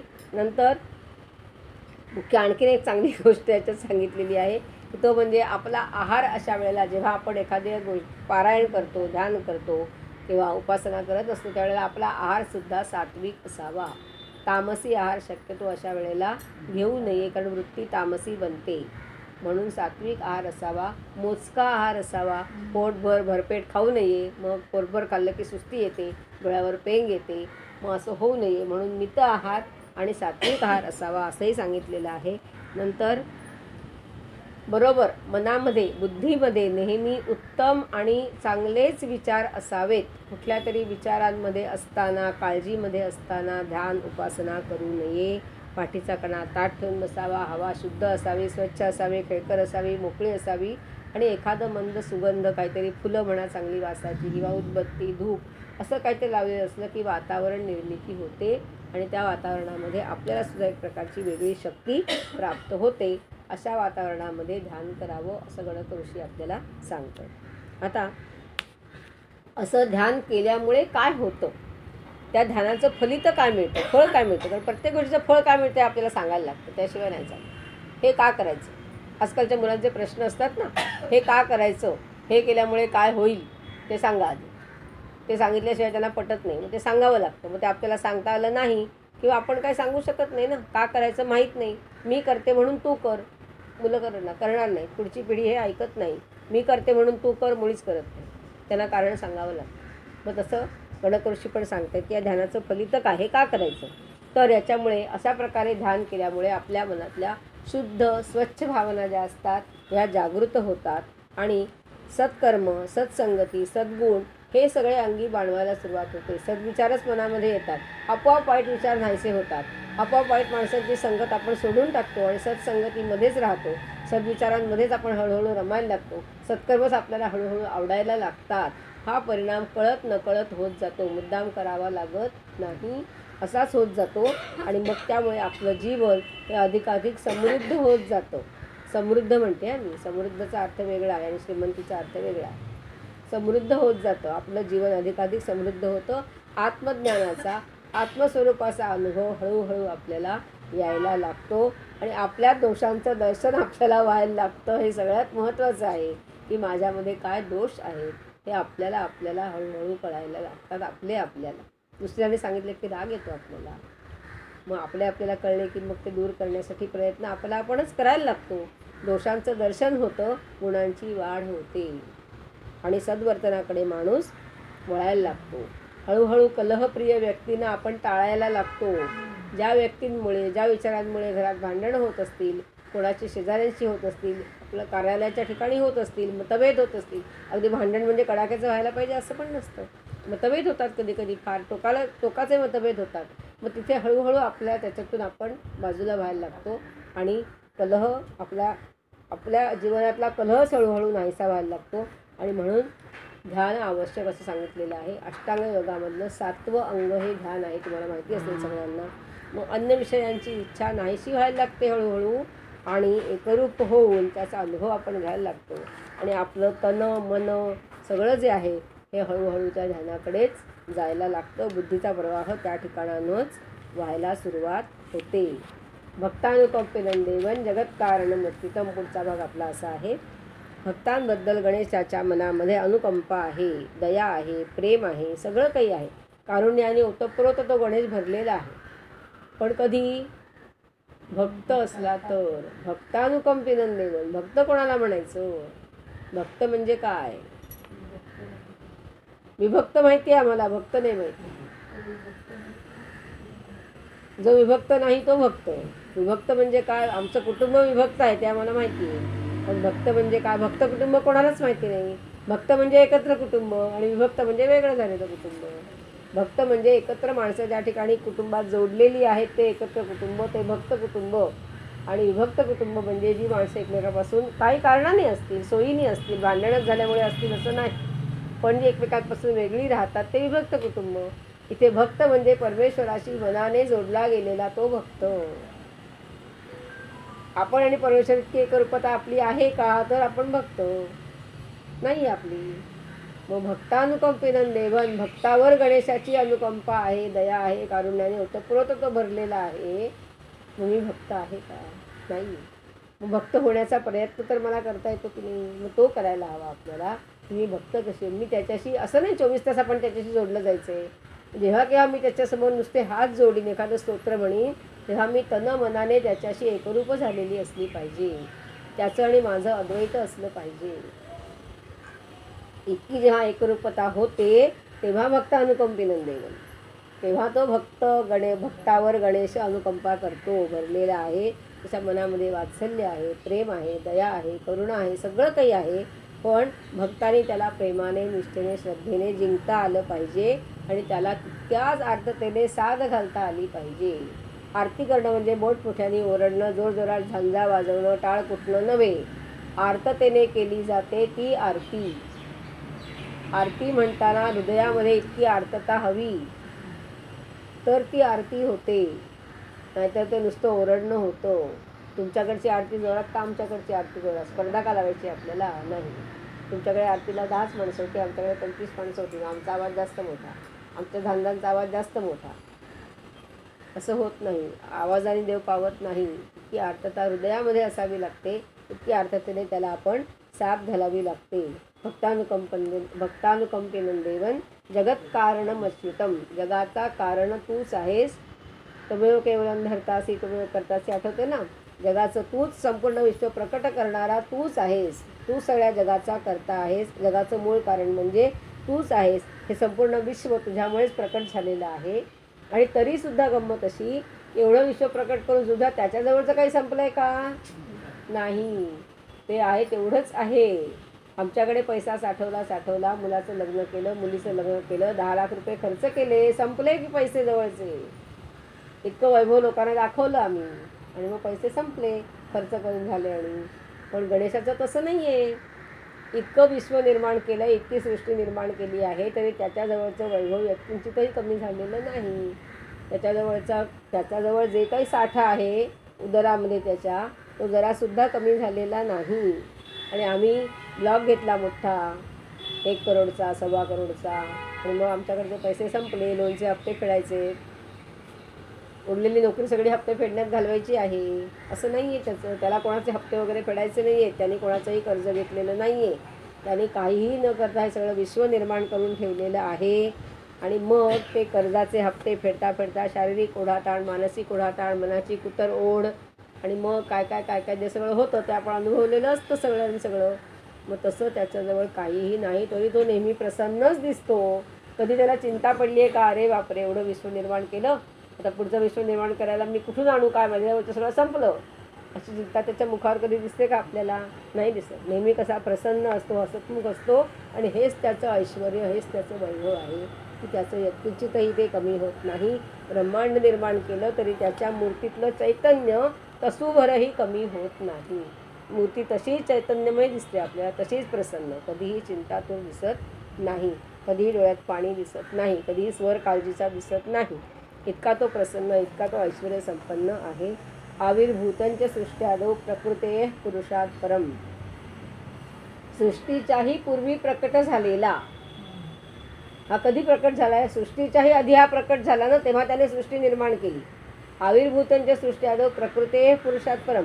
प्रकृती आणि पुरुष यांच्याही पलीकडे असलेला तो आहे. अक्षर आणि अक्षर यांच्याही पलीकडे. मग आहे कसा तो? उत्तमातला उत्तम, चैतन्य स्वरूप, चिन्मय स्वरूप, वाङ्मय स्वरूप, आनंद स्वरूप. आपण सगळे त्याचे रूप बघितलेली आहेत. मग तुझ्या स्वरूपाचा आम्हाला प्रत्यय येऊ दे अशी प्रार्थना गणकऋषी या 9व्या खंडामध्ये करता आहेत, आपल्याला सांगता आहेत. एवं ध्यायति यो नित्यं स योगी योगिनां वरः. अशा प्रकारे सांगितलं आत्ता गणकऋषी 9व्या खंडामध्ये. त्या प्रकारे जो ध्यान करतो गणेशाचं तो योगिनां वरः. स योगी योगिनां वरः. तो योगी योग्यांमध्ये सुद्धा श्रेष्ठ ठरतो. म्हणजे आधी तो योगी आणि त्यात योग्यांमध्ये सुद्धा तो सगळ्यात श्रेष्ठ असा ठरतो, असं गणकऋषी सांगतात. अशा प्रकारच्या गणपतीचं ध्यान आपल्याला करायचं आहे. म्हणजे अद्वैताचं, सगुण निर्गुणाच्या पलीकडचं रूप जाणणं हे सोपं नाही आहे. सगळ्या देवांनी, ब्रह्मा विष्णू महेश हे सगळे आदिदेव जे आपण म्हणतो, त्या सगळ्या देवांनी सुद्धा गणेशाची प्रार्थना केलेली आहे. श्रीकृष्णाने सुद्धा त्याचंच पूजन केलेलं आहे. त्याच्या प्रार्थनेशिवाय आपण काहीही कुठल्याही कार्याची सुरुवात करत नाही. पहिलं गणपती पूजन करायचं, मग पुढचं काम करायचं, तोपर्यंत नाही. असा हा आदिदेव आहे. व्यास महर्षींनी सुद्धा त्याला वेळोवेळी दंडवत घातलेला आहे. कोणत्याही संत रचना करतात तेव्हा पहिलं वंदन गणेशाला करतात. गणाधीश जो ईश सर्वा गुणांचा, ओंकार प्रधान रूप गणेशाचे, ओम नमोजी आद्या. त्या संतांच्या रचना बघितल्या की लक्षात येतं की सगळ्या संतांनी पहिलं वंदन हे फक्त गणेशालाच केलेलं आहे. त्याला आधिसाप घातलेले, त्याचं अधिपूजन केलेलं आहे. आणि अशा ओंकाररूपी गणेशाला जो जाणतो तो योगांमध्ये श्रेष्ठ होतो. असा 9वा खंड इथे संपलेला आहे. आणि आजच मी 10वा खंडसुद्धा घेणार आहे, कारण तोही तसा सोपा आणि फार थोडा आहे. त्यामुळे आज अथर्वशीर्षाचा 9वा आणि 10वा खंड एकत्र घेणार आहे. म्हणून म्हटलं आत्ता सांगत नाही सुरुवातीला, नंतर सांगते काय आहे ते. की 10वा खंडामध्ये फारच सोपा आहे. 10व्या खंडाचं नाव आहे स्तुती प्रतिपादक खंड. म्हणजे गणेशाची स्तुती केलेली आहे. स्तुती कोणाला आवडत नाही, पण असं म्हणतात ना, स्तुती करावी परमेशाची, करू नये कधी व्यर्थ नराची. आपण उलटच करतो. आपण नेहमी माणसाची स्तुती करतो आणि ती व्यर्थ म्हणजे खोटी फुकटची स्तुती करतो. कशासाठी? आपलं काम करून घेण्यासाठी. मग इथे आपल्याला संत असं सांगतात की स्तुती करावी परमेशाची. मग परमेश्वराची स्तुती करा. स्तुती करण्यासारखं त्याच्याकडे आहे, माणसाकडे काही नाही आहे स्तुती करण्यासारखं. त्याच्याकडे जेवढं आहे त्यातला अंशभर सुद्धा आपल्याकडे नाही. कशासाठी आपण स्तुती करायची आणि करून घ्यायची? नाही करायची. म्हणून हा स्तुती प्रतिपादक खंड 10वा खंड. त्याच्यामध्ये गणेशाची 8 वेगवेगळी नावं आपल्याला सांगितलेली आहेत. कुठला खंड तर बघूया. नमो व्रातपतये, नमो गणपतये, नमः प्रमथपतये, नमस्ते अस्तु लंबोदराय, एकदंताय, विघ्ननाशिने, शिवसुताय, वरदमूर्तये नमः. 8 नावं झाली. ही वेगवेगळ्या नावं त्याची 8 आहेत. अष्ट नावं त्याची या खंडामध्ये घेतलेली आहेत. त्या अष्टनावांचा अर्थ वेगळा वेगळा आहे. तेवढा फक्त बघितला की 10वा खंड आपण इथे संपेल आणि अथर्वशीर्ष आपला आज पूर्ण होईल. नमो व्रातपतये. आता व्रातपतये म्हणजे कोण, त्याचा थोडासा अर्थ बघूया. गणेशाचे साधक, उपासक किंवा भक्त जे आहेत सगळे, हे श्रद्धेने निरंतर त्याची उपासना करत असतात. आपण गणेशाची उपासना नेहमीच करतो. मी आत्ता सांगितलं, कुठल्याही कार्याच्या आरंभी आपण गणेशाचं नाव घेतो, त्याला नमस्कार करतो, त्याचं वंदन करतो, त्याचं पूजन करतो. मग म्हणजे आपण गजाननाचं व्रत धारण करतो. मग व्रत धारण करणारे ते सगळे व्रती. आपण सगळे गजाननाचे व्रती आणि त्या व्रतींचा तो पती, म्हणून तो व्रातपती. इतका सोपा अर्थ आहे. आपण सगळे गणेशाचं व्रत करणारे, गणेशाची उपासना करणारे, म्हणून आपण गणेशाचे व्रती आणि आपला तो पती म्हणून तो व्रातपती. नमो व्रातपतये. अशा गणेशाला मी नमस्कार करतो, तुला नमस्कार करावा. प्रत्येक ठिकाणी नमो असं आलेलं आहे, म्हणजे नमस्कार करतो, तुला आम्ही नमन करतो असं आहे. नमो गणपतये. गणांचा पती तो आहे. गण म्हणजे शंकराने निर्माण केलेले जे सर्व काही आहे ते गण. मनुष्य, पक्षी, पशु आणि वृक्ष हे 4 ह्याच्यामध्ये विभागणी केलेली आहे. आणि त्या सगळ्या गणांचा पती तो गणपती. शिवाय गणांचा पती म्हणजे अक्षरवाङ्मय जे आपल्याकडे आहे, त्या अक्षरवाङ्मयामध्ये सर्व व्यंजन, स्वर, संधी, समास, वृत्त, अलंकार, छंद या सगळ्याचा पती कोण आहे? गणपतीच आहे, म्हणून तो गणपती. मग असंच जो आहे याचाही या सगळ्याचा तू पती असल्यामुळे तुला नमस्कार. नमः प्रमथपतये. प्रमथपतये म्हणजे शंकराने निर्माण केलेलं जे सगळं काही आहे त्याला प्रमथ असं म्हणतात आणि त्या प्रमथांचा तू पती म्हणून तुला नमस्कार. नमः लंबोदराय. अनेक मागे सांगितलं लंबोदर, अनेक ब्रह्मांड ज्याच्या उदरामध्ये समाविष्ट झालेली आहेत, तो लंबोदर, तुलाही माझा नमस्कार. एकदंताय. एकदंताय विद्महे. आपण मागच्या खंडामध्ये शिकलो की एकदंताचं स्वरूप आपण जाणून घेतलं. मग त्या एकदंताला तुला सुद्धा नमस्कार. आता मी सांगितलं होतं मग की एकदंत कसा झाला त्याची गोष्ट सांगणार आहे, ती आता सांगते की एकदंत तो कसा झाला. गोष्ट छान आहे. तुम्हाला सगळ्यांना माहिती आहे विष्णूचा 6वा अवतार कोण? दशावतारामधला परशुराम. विष्णूचा 6वा अवतार परशुराम. माझ्या नवऱ्याचं नाव परशुराम आहे बरं का. तर गंमत अशी झाली, एकदा मी शाळेत नोकरी करत असताना आम्ही सगळ्या अशा मैत्रिणीमधल्या सुट्टीमध्ये बसायचो. ह्या सगळ्या कोणीही नव्हत्या तेव्हा. तर सगळ्याजणी आपापल्या कथा सांगत असायच्या. घरच्या साधारणपणे कथा की संसार, सासू, नणंद, नवरा, मुलं, अमकं तमकं ह्या सगळ्या कटकटी सांगत असायच्या. आणि या विषयावर मी कधीही बोललेली नाही. म्हणजे मला आवडायचं नाही. मी म्हणायचे घरातून आपण बाहेर पडतो ते कशासाठी? हे सगळं सोडून आपण तिकडे ठेवून पण इथे यायचं आणि आपलं काम करायचं. तेच इथे येऊन उगाळायचं नाही. मग आपण उपयोग काय? आपण कशासाठी इथे आलो? म्हणून नाही. तर 2 सिनियर शिक्षिका होत्या मला तेव्हा. मी तेव्हा जरा बऱ्यापैकी नवीन होते, नोकरी 10-15 वर्ष झालेली होती. आणि त्यातल्या दोघीजणी अशा एक दिवस गप्पा मारत होत्या.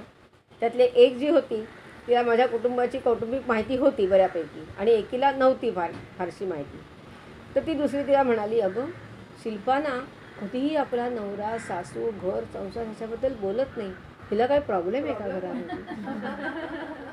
म्हणजे बघा, आपण काही बोललो नाही ना तर हा लोकांचा प्रॉब्लेम होतो. हा तिला मोठा प्रॉब्लेम पडला. ती खो खो हसत सुटली आणि मग ती म्हणाली, असं काही नाही आहे, तिच्या घरी सगळं चांगलं आहे, तिची सासू आहे, तिचा नवरा आहे, तिचा एक मुलगा आहे आणि घरात सगळं चांगलं आहे, व्यवस्थित आहे सगळं. आणि मग त्या माझ्याकडे म्हणाल्या, शिल्पा ह्या का सांगतात ते ऐक. म्हटलं काय झालं? मला वाटलं काय झालं.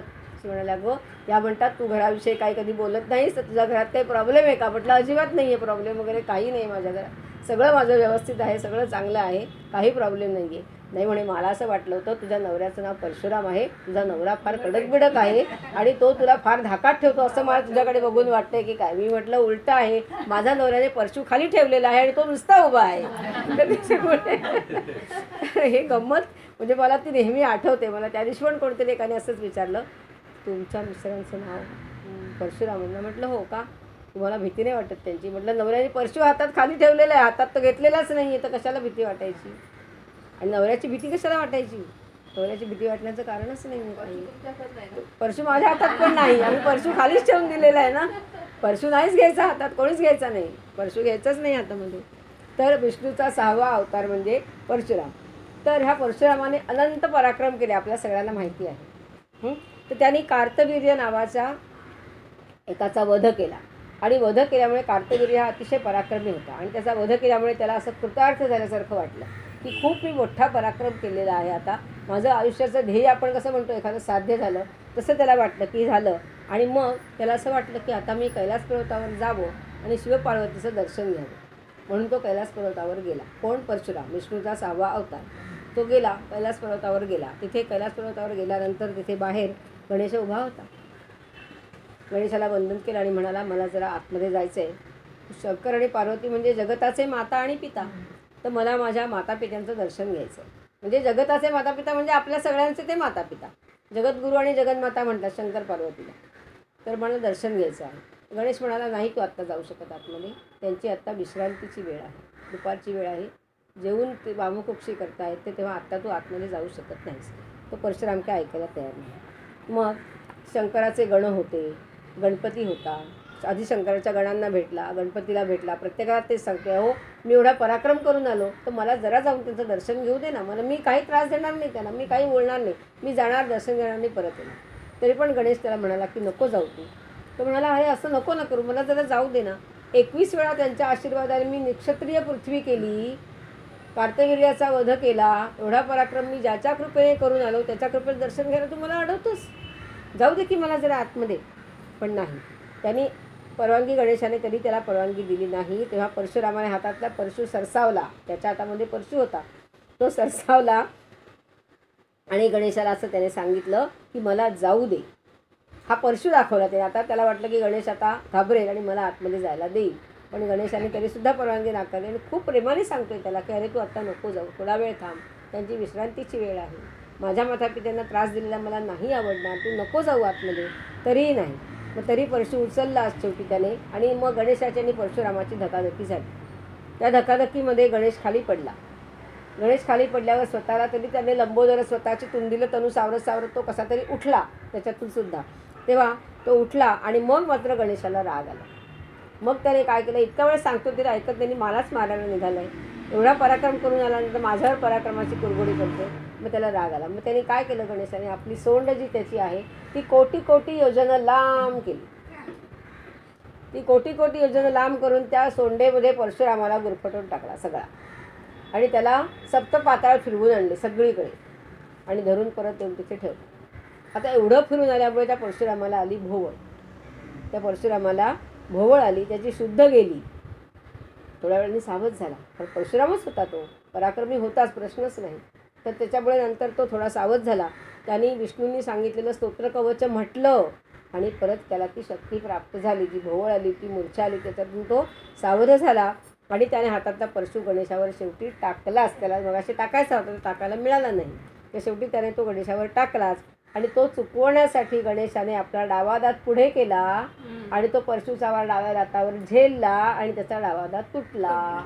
म्हणून तो एकदंत झाला. ही त्याची ती गोष्ट.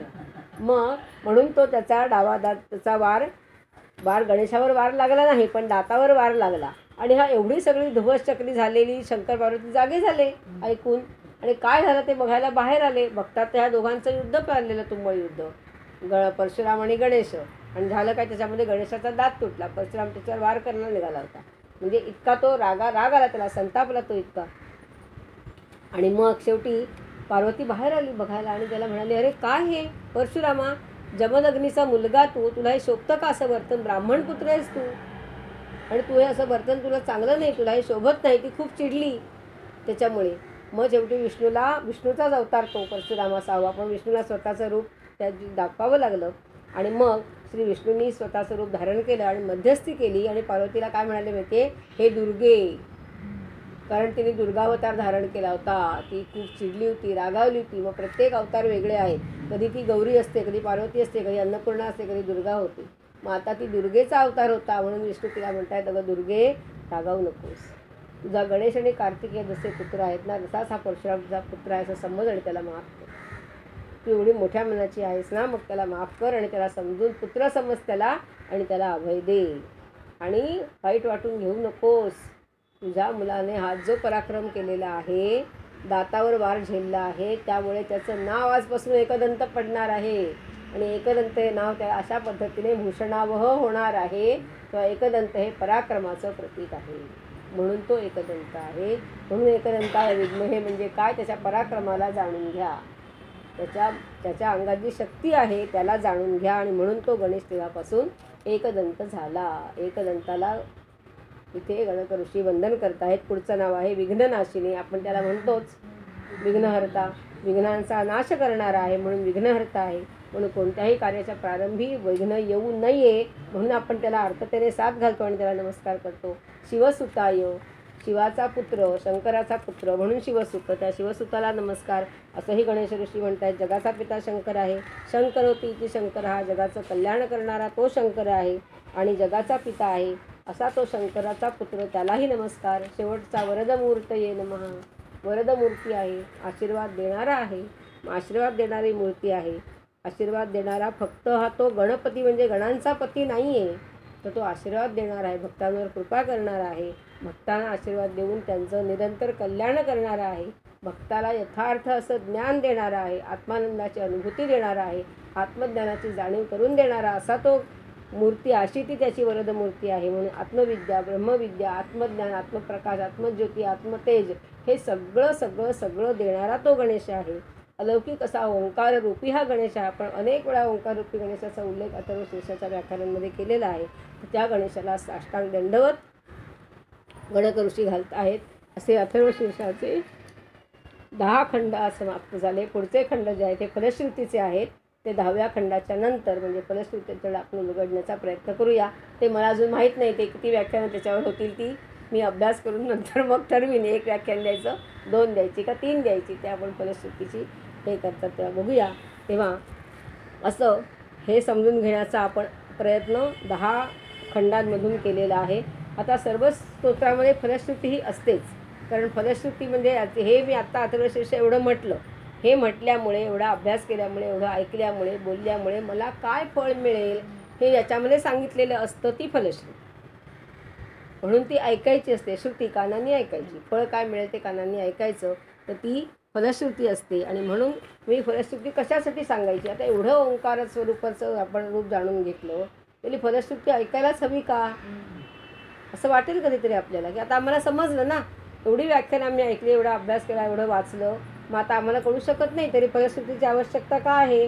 तर आपण प्राथमिक स्तरावर आहोत अजून भक्तीच्या, मी नेहमी म्हणते भक्ती मार्गाकडून ज्ञानमार्गाकडे आपण चाललेलो आहोत.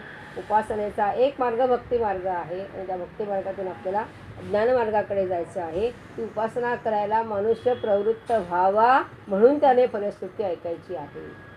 की त्याला फळ काय मिळेल हे कळलं पाहिजे म्हणून फलश्रुती ऐकायची आहे.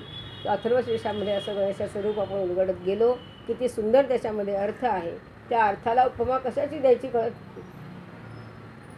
त्याला आकाशाची व्याप्ती म्हणायची का समुद्राची खोली म्हणायची मला नाही कळत.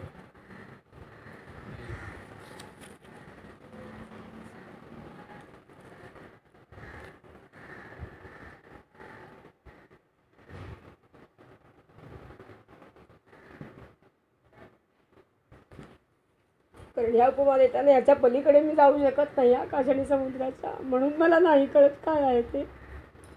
पण गणेशाचं रूप जे आहे ते आईपेक्षा कितीतरी मोठं आहे, कितीतरी विराट आहे. आत्तापर्यंत आपण जे ऐकलं त्याचं चिंतन करूया, मनन करूया आणि आपण आपल्या मार्गाने तो मंगलमय भाव जो आहे चित्तामध्ये साठवण्याचा प्रयत्न करूया. आणि आपण एकदा सगळ्यांनी अथर्वशीर्ष म्हणूया. आतापर्यंत जेवढा अभ्यास केला तेवढं म्हणायला हरकत नाही. आणि तुम्हाला सगळ्यांना खूप खूप खूप खूप धन्यवाद.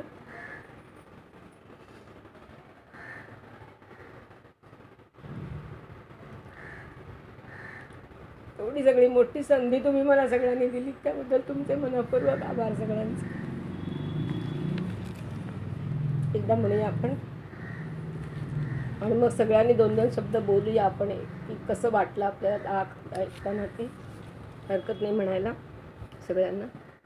आपण ओम भद्रं कर्णे विष्णू यामध्ये वापस सुरुवात करूया. आणि अथर्वशीर्ष आत्तापर्यंत झाले तेवढे 10 खंड जे झालेले आहेत आपण अभ्यासले तेवढे आपण म्हणण्याचा प्रयत्न करूया. सुरुवात करूया. ओम भद्रं मोठ्याने म्हणा. ओम भद्रं कर्णेभिः शृणुयाम देवाः भद्रं पश्येमाक्षभिर्यजत्राः स्थिरैरङ्गैस्तुष्टुवांसस्तनूभिः व्यशेम देवहितं यदायुः. ओम स्वस्ति न इंद्रो वृद्धश्रवाः स्वस्ति नः पूषा विश्ववेदाः स्वस्ति नस्तार्क्ष्यो अरिष्टनेमिः स्वस्ति नो बृहस्पतिर्दधातु. ओम शांती शांती शांतिः म्हणा सगळ्यांनी. ओम नमस्ते गणपतये त्वमेव प्रत्यक्षं तत्त्वमसि त्वमेव केवलं कर्तासि धर्तासि त्वमेव केवलं हर्तासि सर्वं खलुदं ब्रह्मासि त्वं साक्षादात्मासि नित्यं ऋतं वच्मि सत्यं वच्मि अवत्वं माम् अववक्तारम् अवश्रोतारम् अवदातारम् अवधातारम् अवानुचानमवशिष्यम् अवपश्चात्तात् अपुरस्तात् अवोत्तरात्तात् अवदक्षिणात्तात् अवचोर्ध्वात्तात् अवाधरात्तात् सर्वतो मां पाहि पाहि समन्तात्. त्वं वाङ्मयस्त्वं चिन्मयः त्वमानन्दमयस्त्वं ब्रह्ममयः त्वं सच्चिदानन्दाद्वितीयोऽसि त्वं प्रत्यक्षं ब्रह्मासि त्वं ज्ञानमयो विज्ञानमयोऽसि. सर्वं जगदिदं त्वत्तो जायते सर्वं जगदिदं त्वत्तस्तिष्ठति सर्वं जगदिदं त्वयिदयमेष्यति सर्वं जगदिदं त्वयिदलक्ष्यते. त्वं भूमिरापो नलो निलो नभः त्वं चत्वारि वाक्पदानि त्वं गुणत्रयातीतः त्वं देहत्रयातीतः त्वं कालत्रयातीतः त्वं मूलाधारस्थितोऽसि नित्यं त्वं शक्तित्रयात्मकः त्वां योगिनो ध्यायन्ति नित्यं. त्वं ब्रह्मा त्वं विष्णुस्त्वं रुद्रस्त्वं इन्द्रस्त्वं अग्निस्त्वं वायुस्त्वं सूर्यस्त्वं चन्द्रमास्त्वं ब्रह्मभूर्भुवस्सु. गणादिं पूर्वमुच्चार्य वर्णादिं तदनन्तरम् अनुस्वारः परतरः अर्धेन्दुलसितं तारेण रुद्धम्. एतत्तव मनुस्वरूपं गकारः पूर्वरूपम् अकारो मध्यमरूपम् अनुस्वारश्चान्त्यरूपं बिन्दुरुत्तररूपं नादस्सन्धानं संहिता सन्धिः. सैषा गणेशविद्या गणकऋषिः निजृद्गायत्री छन्दः गणपतिर्देवता. ओम गं गणपतये नमः. एकदन्ताय विद्महे वक्रतुण्डाय धीमहि तन्नो दन्ती प्रचोदयात्. एकदन्तं चतुर्हस्तं पाशमङ्कुशधारिणं प्रदं च वरदं हस्तैर्बिभ्राणं मूषकध्वजं धरं शूर्पकर्णकं रक्तवाससं रक्तगन्धानुलिप्ताङ्गं रक्तपुष्पैः सुपूजितं भक्तानुकम्पिनं देवं जगत्कारणमच्युतम्. आविर्भूतं च सृष्ट्यादौ प्रकृतेः पुरुषात् परम् एवं ध्यायति यो नित्यं स योगी योगिनां वरः. नमो व्रातपतये नमो गणपतये नमः प्रमथपतये नमस्ते अस्तु लंबोदराय एकदन्ताय विघ्ननाशिने शिवसुताय श्रीवरदमूर्तये नमः. एतदथर्वशीर्षंयोधीते स ब्रह्मभूयाय कल्पते स सर्वविघ्नैर्न बाध्यते स सर्वतः सुखमेधते स पञ्चमहापापात्रमुच्यते सायमधीयानो दिवसकृतं पापं नाशयति प्रातरधीयानो रात्रिकृतं पापं नाशयति सायं प्रातः प्रयुञ्जानो अपापो भवति सर्वत्राधीयानोपविघ्नो भवति धर्मार्थकाममोक्षं च विन्दति इदमथर्वशीर्षमशिष्याय न देयं यो यदि मोहात् दास्यति स पापीयान् भवति सहस्रावर्तनात् ययं काममधीते तन्तमनेन साधयेत् अनेन गणपतिमभिषिञ्चति स वाग्मी भवति चतुर्थ्या मनश्नं जपति स विद्यावान् भवति इत्यथर्वणवाक्यं ब्रह्माद्यावरणं विद्यात् न बिभेति कदाचनेति यो दूर्वाङ्कुरैर्यजति स वै श्रवणोपमो भवति यो लाजैर्यजति स यशोवान् भवति स मेधावान् भवति यो मोदकसहस्रेण यजति स वाञ्छितपदमवाप्नोति यस्साध्यसमिद्भिर्यजति स सर्वं लभते अष्टौ ब्राह्मणान् सम्यक् ग्राहयित्वा सूर्यवर्चस्वी भवति सूर्यग्रहे महानद्यां प्रतिमासन्निधौ वा जप्त्वा सिद्धमन्त्रो भवति महाविघ्नात् प्रमुच्यते महादोषात् प्रमुच्यते महापापात् प्रमुच्यते स सर्वविद् भवति एवं वेद इत्युपनिषत् ॐ सहनाववतु सहनौ भुनक्तु सह वीर्यं करवावहै तेजस्विनावधीतमस्तु मा विद्विषावहै ॐ भद्रं कर्णेभिः शृणुयाम देवाः भद्रं पश्येमाक्षभिर्यजत्राः स्थिरैरङ्गैस्तुष्टुवांसस्तनूभिः यशेम देवहितं यदायुः ॐ स्वस्ति न इन्द्रो वृद्धश्रवाः स्वस्ति नः पूषा विश्ववेदाः स्वस्ति नस्तार्क्ष्यो अरिष्टनेमिः स्वस्ति नो बृहस्पतिर्दधातु ॐ शांति शांति शांतिः. गणपती बाप्पा धन्यवाद.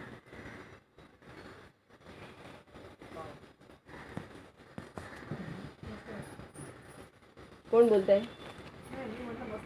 नाही तसं नको, पण बोलतंय कोण? 10 खंड झाले, आता कोण बोलतंय? खूप उत्सुकता होती. तोंडाने आपलं म्हणतोय पण अर्थ कुठे माहीत नव्हता. जेव्हा सुरुवात केली फारच सुरुवात करताना असंच वाटत होतं का समजेल की नाही, पण हिची ओघवती भाषा आणि त्या आसनावर बसली की तिचं जे रूप बदलतं, रूपापेक्षा तिची वृत्ती बदलते म्हणा, भाषा बदलते आणि त्याच्यातनं ते जे बोलायला लागते ना की ते आपल्या हृदयापर्यंत पोचतं. अगदी मेंदूपर्यंत म्हटलं तरी हरकत नाही. हृदयातून मेंदूकडे जातंच. माणसाचं मन इकडून तिकडं ती बोलत असताना आम्ही तिच्याकडे आकर्षित झालेलं असतं. असं ते चुंबक होऊन जाते. आम्ही तिच्याकडे अगदी ह्याच्याने हे बघतो. एखादा देवाचा खडा आमच्यावर माशा बसावा तशा आम्ही तुझ्याकडे अशा हे करून बघितलेलं असतं. आणि प्रत्येक वेळी 1-2 असे काहीतरी कठीण वाटले. मागच्या वेळेचं आहे आणि त्याच्या आधीचं एक मला लक्षात नाही बरोबर. हां, ज्योतीकडे झालं होतं आणि इथे मागच्या वेळेचं ते 2 आमच्या डोक्यावरून गेले. बाकी सगळं अगदी अप्रतिम झालेलं आहे आणि आपण रेकॉर्डिंग केलेलं आहे. त्यामुळे त्याचा सगळं ते राहतात स्मृतीमध्ये. किंवा कुणाला पाठवायचं असलं, कुणाला ऐकायचं असलं तर नक्कीच त्याचा उपयोग होईल. पण मला नेहमी वाटतं हे सगळं लहान मुलांपर्यंत जायला हवं. लहान मुलं म्हणजे कशी की तरुण मुलं 12 वर्ष वगैरे ज्यांना आता थोडं जवानी किंवा समजायला लागलं आहे त्या मुलांनी हे सगळं ऐकायला हवं. पण ते स्वप्न माझं ह्याच्यात येणार नाही.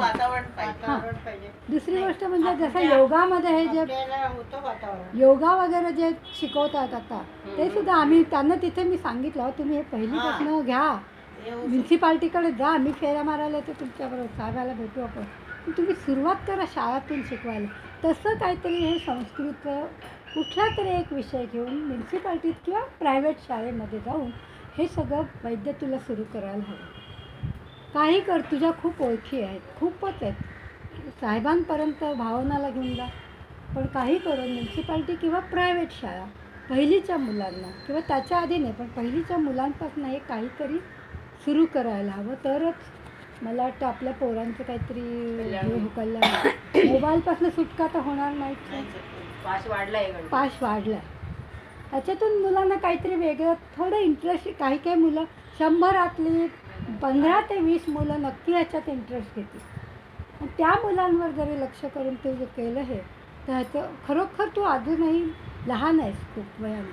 तू आणि भावना आता रिटायर झाले, तिला घे मदतीला आणि तुम्ही शाळातून हे सुरू करा. कुठेतरी आपला समाज वाचवायचा असेल, फार मोठं स्वप्न आहे, पण तरीसुद्धा 100रातली 2 मुलंसुद्धा ह्याच्यातलं निघाली काहीतरी करणारी, तर तो तुम्ही पास 100% तुमचा रिझल्ट. आणि आता आपण बघा ना 15 जणीच आहोत, पण आपण त्या ओढीने येतोय. तीसुद्धा ओढी गिरगावात इथे आहेच ना, केवढ्या पाश लांब आहे सगळं येते. कसलीही अपेक्षा नसताना, तिलाही नाही ना आपल्यालाही नाही. पण आम्हाला भरपूर मिळालं तुझ्याकडे. तुला समाधान नक्कीच मिळत असेल, आम्ही ऐकतो ते, पण आम्हाला सुद्धा खूपच मिळालं. तुझी भाषा आहे म्हणजे आम्ही या ज्ञानगंगेत गटांगळ्या खात होतो, तो आम्हाला एक तारू मिळाला. म्हणजे त्या स्तोत्राला अर्थ असतो. कुठल्याही स्तोत्राला अर्थ असतो. असतो. हे कळायला लागलं. हे हे कळायला कळायला लागलं. नाहीतर आता आम्ही त्या आता गणपतीमध्ये- रामदर्श आहे, नंतर भीमरूपी आहे. गणपती स्तोत्र म्हणजे फक्त प्रणम्य शीर्षात मुलांनी म्हणायचं. हे लहानपणापासून म्हटलं, पण त्यांच्या मागे अर्थ असतो. घरात दर चतुर्थीला अथर्व शीर्षाचे आवर्तन आवर्तन आवर्तन होतात. होतात. पण ते फक्त एकटा गृहस्थ म्हणतो आहे, कानावर जेवढं पडेल ते. जे मराठीतनं थोडे शब्द येतात कानावर, ते जे कठीण शब्द आहे त्याचा अर्थ कळतच नव्हता, थोडे येत होते. आणि मग झालं बा, त्याला आज मोदक करायचे म्हणजे अथर्वशीला एवढंच फक्त माहिती होतं. पण हळूहळू म्हणजे ह्या अथर्वशीच्या अर्थानंतर एकेका स्तोत्रामध्ये काय बरं अर्थ असेल ही उत्सुकता लागली. आणि निदान आपण काहीतरी याचा विचार केला पाहिजे आणि म्हटलं पाहिजे असं वाटायला. आणि तुम्ही म्हणा मोबाईल म्हणतात आहे की म्हणजे मुलं त्याच्यापासून नाही, पण घेतला मोबाईलचा फायदा तर खूप आहे. घेतला मोबाईलचा फायदा आपल्याला तर तसा खूप ह्या याच्यात ना, म्हणजे मला तरी आता खूप बघा गीता पण मी त्याच्यावरच वाचते. तर ती गीता वाचताना म्हणता आहे राजेंद्र म्हणताय आणि खाली वाक्य पण आलेली, ती त्याच्याबरोबर मला पण म्हणता येते. मी म्हणेन जाईन शिकायला जाईन कुठे तर होत नाही, पण निदान घरातल्या घरात सुद्धा ते शिकवलं जातं आहे. हरिपाठाचे अभंग अतिशय सुंदर, ते सुद्धा ऐकायला खूप छान वाटते. अनुराधा पोलवालच्या ह्याच्यात अर्थ त्याचे दिले नाही, अर्थाची सुद्धा आहे गीता, अर्थाची सुद्धा आहे. ती दुसऱ्याची आहे, राजेंद्र वैशम काही नाही, पण ती मराठीतनं जी म्हणतं ती इतकी सुंदर वाटते. आणि त्याच्यातच 1 तासाच्या थोडंसं आसपास वर जातो, पण एक अध्याय व्यवस्थित छान वाटतं. आणि तर तसं ह्या स्तोत्रामध्ये किंवा याच्यामध्ये आता गोडी निर्माण व्हायला लागलेली आहे. आणखीन आता तू त्या एका अध्यायात सांगितलं की आपण अध्यात्माकडे वळायला लागलो की आपण पुष्कळशा गोष्टी दूर करतो. तशा म्हणजे बाकीच्या ह्या कादंबऱ्या नको, ते गाणी नको, मग हे लावूया. अभंग वेगवेगळी अभंग आहेत, वेगवेगळे भोपाळे आहेत, ती निदान ऐकायची गोडी किंवा काहीतरी असं उत्पन्न झालेलं आहे. तो जेव्हापासून की अथर्व शीर्षाचा अर्थ माहिती झाला. अजून अथर्व शीर्ष मला म्हणता येत नाही, अर्ध झालंय, पण अर्ध झालंय, पुढचं व्हायचं आहे अजून. पण ते रोज मी ती कॅसेट हे लावते आणि मग त्याच्यातलं तितकं म्हणायला सुरुवात करते. त्याच्यात पण आहे, कारवामध्ये सुद्धा आहे अथर्व शीर्ष. गणेशाच्या ह्याच्या शब्दी वैद्य त्याच्यात सुद्धा कारवामध्ये अथर्व शीर्ष म्हणाला. ते परत परत लावलं की ऐकायला मिळत आहे. म्हणजे याचा फायदा होतो, कारण कुठेही जायचं एक तर आपलं आज्ञा आहे, त्याची आधी लाज वाटली किंवा आपण जाऊचे. तरी पण मी तुला म्हटलं होतं ना की तू इकडे बोल, मी ऐकेन. तू अथर्व शीर्ष कसं म्हणते ते मला ऐकायचं आहे. ते तसं म्हणजे म्हणा करता आता तरी आम्हाला असं पाहिजे की तू म्हणून घे आमच्याकडनं. तालात सुरात जे म्हटलं जातं ते आता म्हणण्यापेक्षा उच्चार. आता तुझे त्याच्यापेक्षा तुझी कॅसेट जी आहे ना, तुझ्यापेक्षा नानांची कॅसेट आहे ना, प्रश्नच नाही ना, खूपच छान. म्हणजे त्याचे उच्चारण केले खूपच छान वाटतं. ऐकायला तरी निदान की बाबा नाही आपण ऐकलं पाहिजे आणि हे लागलं पाहिजे घरामध्ये. निदान नुसतं घरात लावून ठेवलं ना वातावरण तरी वातावरण बदलतं, सगळं लावलं तरी खूप सांगा. म्हणून मी तुम्हाला सगळ्या दिवशी लिंक पाठवली होती की ही लिंक ओपन करा आणि त्याच्यामध्ये अनंत म्हणतात तसा खजिना आहे सगळा त्या लिंकमध्ये. सगळे उदकशांत आहे, लघुरुद्र आहे, श्रीसूक्त आहे, पुरुष सूक्त आहे, अथर्वशीर्ष आहे, रामरक्षा आहे, सगळं काही त्याच्यामध्ये अशाच सगळ्या सीडी त्याच्यात आहेत. त्या लिंक अजून एक सांगू का, हे मनाचे श्लोक नुसते घडघड म्हटले तर ते आपल्याला खूप सोपे वाटतात. हो वाटतं म्हणजे त्याच्यात काहीच नाही असं म्हणतो आपण, काय मनाचे श्लोक म्हणू लागले. पण जेव्हा त्याच्या अर्थाचा विचार करतो ना तेव्हा तो डोक्यावरून जातो. श्लोक 190 पासून 205 पर्यंत ते कुठं प्रश्न आहे त्याच्यात, तर समजता समजत नाही. तुम्हाला जेव्हा जमेल तेव्हा तुम्ही ते सुरू करा म्हणजे. आणि त्यावेळेस मी हसले पाहिजे इथे. मी पहिलं शिल्पाचं व्याख्यान ऐकलं ते मनाच्या श्लोकांवरच, ते ताराबागेत. आणि तेव्हा म्हणजे गोरेगावकर बिल्डिंग. गोरेगावकर बिल्डिंग आपल्या आंबेडकर बाई तेव्हा आल्या. मी एवढी तेव्हा सिरियस नव्हते, पण शिल्पा काहीतरी करते, ती नोकरीत होती तेव्हा. जाऊ दे, मी पण नोकरीत होते, पण म्हटलं जाऊ दे, वेळात वेळ काढून जाऊया. पण मला आवडलं ते, म्हणजे मनाच्या श्लोकांचा या म्हणतात एक वेगळा अर्थ. मनाचे श्लोक हे दिसायला इतके असे साधे आहेत, खूप सोपे आहे म्हणजे. सरळ अर्थ आहे त्याचा. मला तो आवडलं. तितका सरळ नाही म्हणजे. एक एक संधी मिळत गेली. शेवटचे 15 श्लोक मी तर आणि इतके त्या कठीण म्हटले ना आहे. की तू म्युन्सिपालिटी शाळेत जा.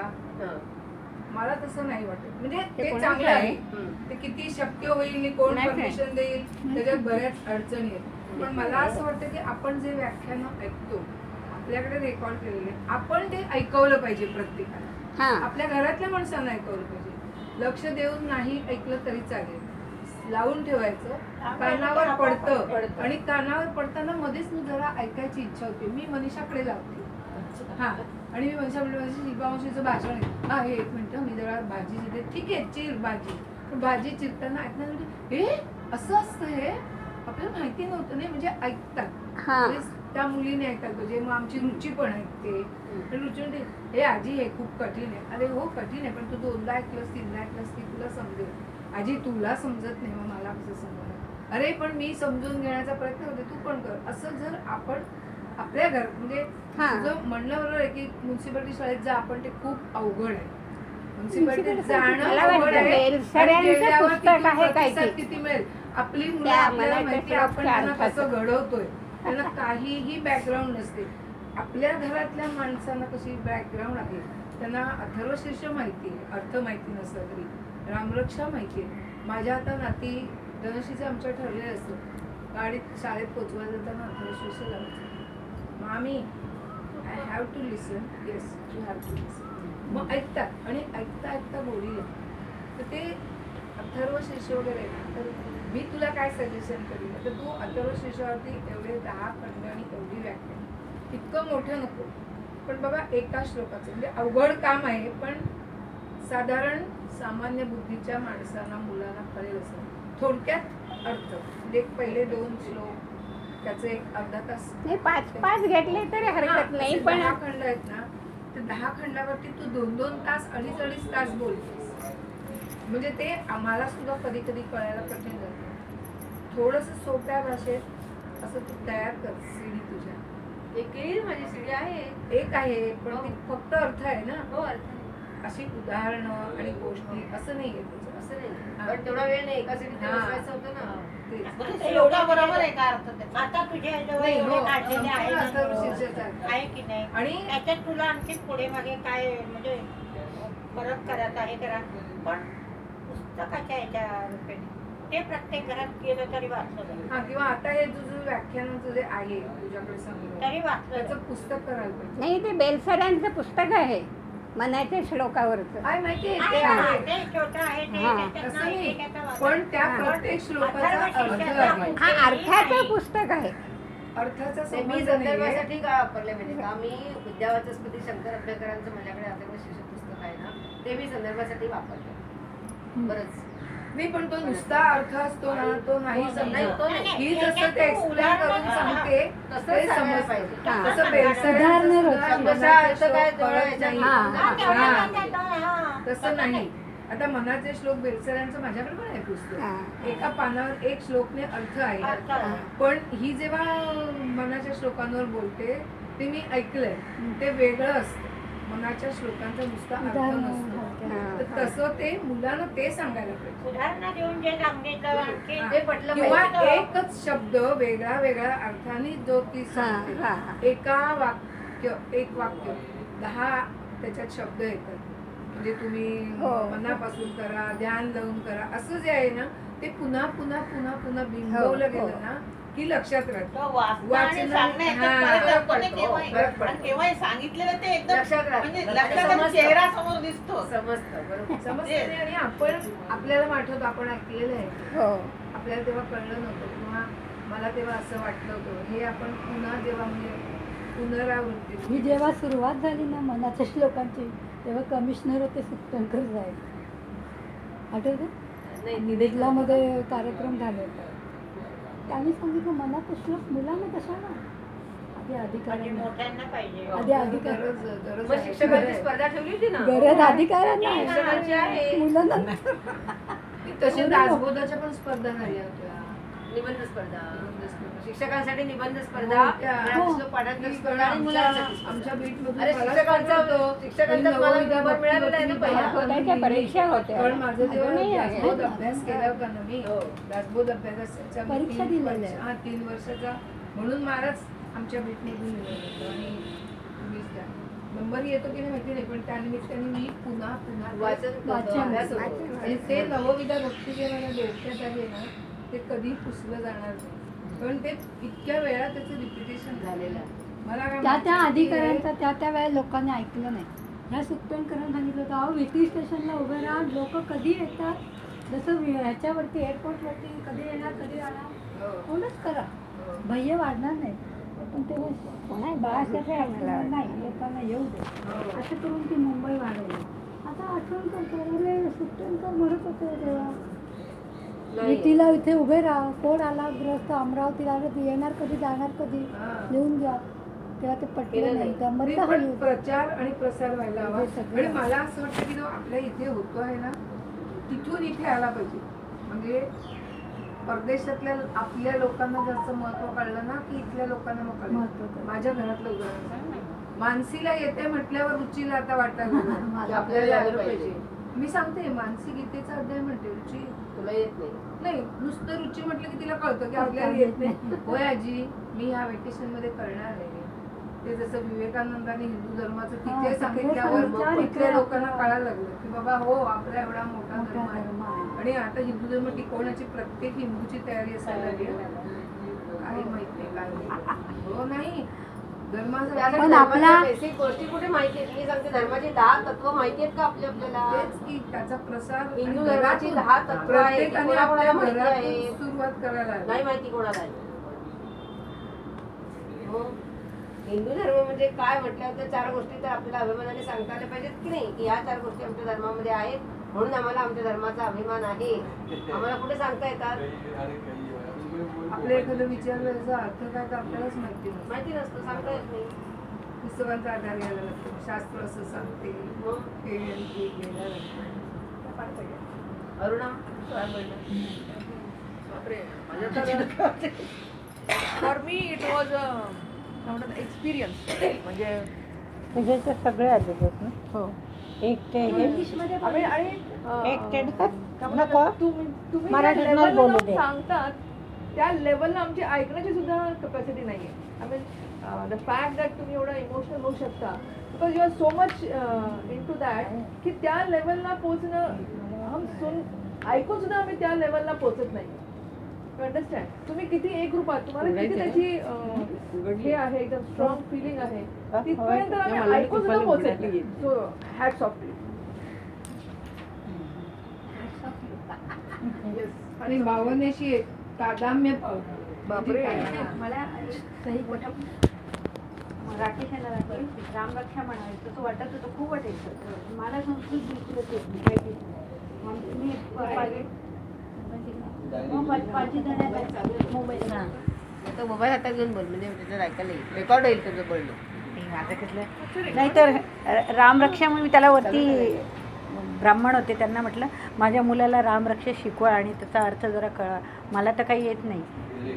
तर तो ढेरे करून होते, त्यांनी इतकी सुंदर रामरक्षा शिकवली त्याला आणि मला खूप बरं वाटलं. आणि त्यांना एक कौतुक की तू मारवाडी असून म्हणजे म्हटलं हो, मला असं वाटतं माझ्या मुलाने रामरक्षा म्हणा. जसं आता मी नातवांकडनं गणपतीचं मला जे येतं ते मराठीतच, संस्कृत येत नाही मला त्याची खूप हे वाटते की मला यायला हवं. यायला पाहिजे. हो, यायला अजून पण वाटतंय यायला हवं. मी त्या तर वाचण्याचा प्रयत्न करते, पण थोडं थोडं कुठेतरी पण वेळ लागतो, पण करते. थोडं कठीण आहे कठीण आहे ते. आणि मुखातून शिकण्याच्यात फरक आहे. कठीण वाटतं ते खूप. शिकवायला पाठवायचे ते पाठवायचं किंवा ते यायचं म्हणजे कोणाकडून तरी ते गुरुमुखातून ते शिकलं पाहिजे.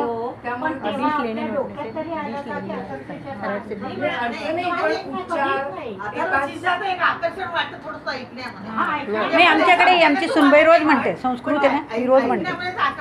आणि हे पण म्हणतात, ह्यांना येतं हिला येतं, मला येत नाही, गडबड होते सगळी. गोडी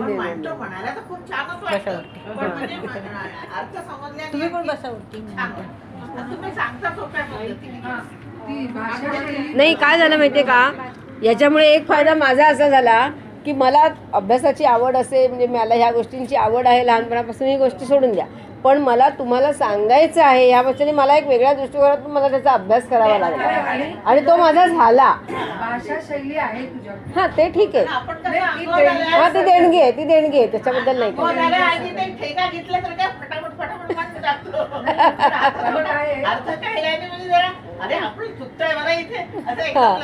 आणि करू म्हणून प्रत्येक गोष्ट सगळ्यांना जमते. नाही जमत. पण मलाही ती एक म्हणजे ओढ असायची की अरे हा झाला पुढचा खंड घ्यायचा आहे आपल्याला, म्हणजे पुढचा खंड मला खुद समजला तो भाग वेगळा आहे, पण मला तो समजावून सांगायचा आहे. मग त्या पद्धतीने त्यासाठी मला त्यासाठी कोणतं उदाहरण देता येईल, कोणती गोष्ट सांगता येईल, काय संदर्भ आणखीन मला कुठला देता येईल, हा विचार जो मला करायला लागला, त्यामुळे माझा एक अभ्यास झाला त्याच्यामुळे. हा माझा म्हणजे हा माझा स्वार्थ आहे, स्वार्थ की माझा अभ्यास झाला त्या निमित्ताने. माणसांना म्हणजे समजेल अशा याच्यात हां, हे एकदम गोष्टी पण खूप असतात सांगायला असं, पण ते ऐकून नुसतं ऐकायला तेवढं कुठे येतात, कायम लक्षात राहत नाही असं किंवा. पण ते पण आहे ना, आपलं ज्ञान दुसऱ्याला दिलं तर आपलं वाढतं ना, आपलं वाढतं. फायदा आमचाही. हो, माझाही फायदा, म्हणजे माझा स्वार्थ काय त्याच्यात की त्यानिमित्ताने माझा पद्धतशीरपणे अभ्यास झाला, म्हणजे अभ्यास असणं वेगळं, उल्लेख आला.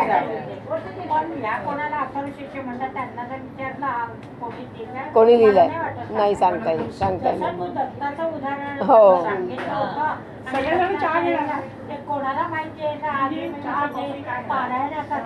त्यांना तरी माहिती आहे का. चला, धन्यवाद सगळ्यांना. त्यानिमित्ताने माझा अभ्यास झाला म्हणून तुम्हाला सगळ्यांना धन्यवाद. बंद करते मी आता.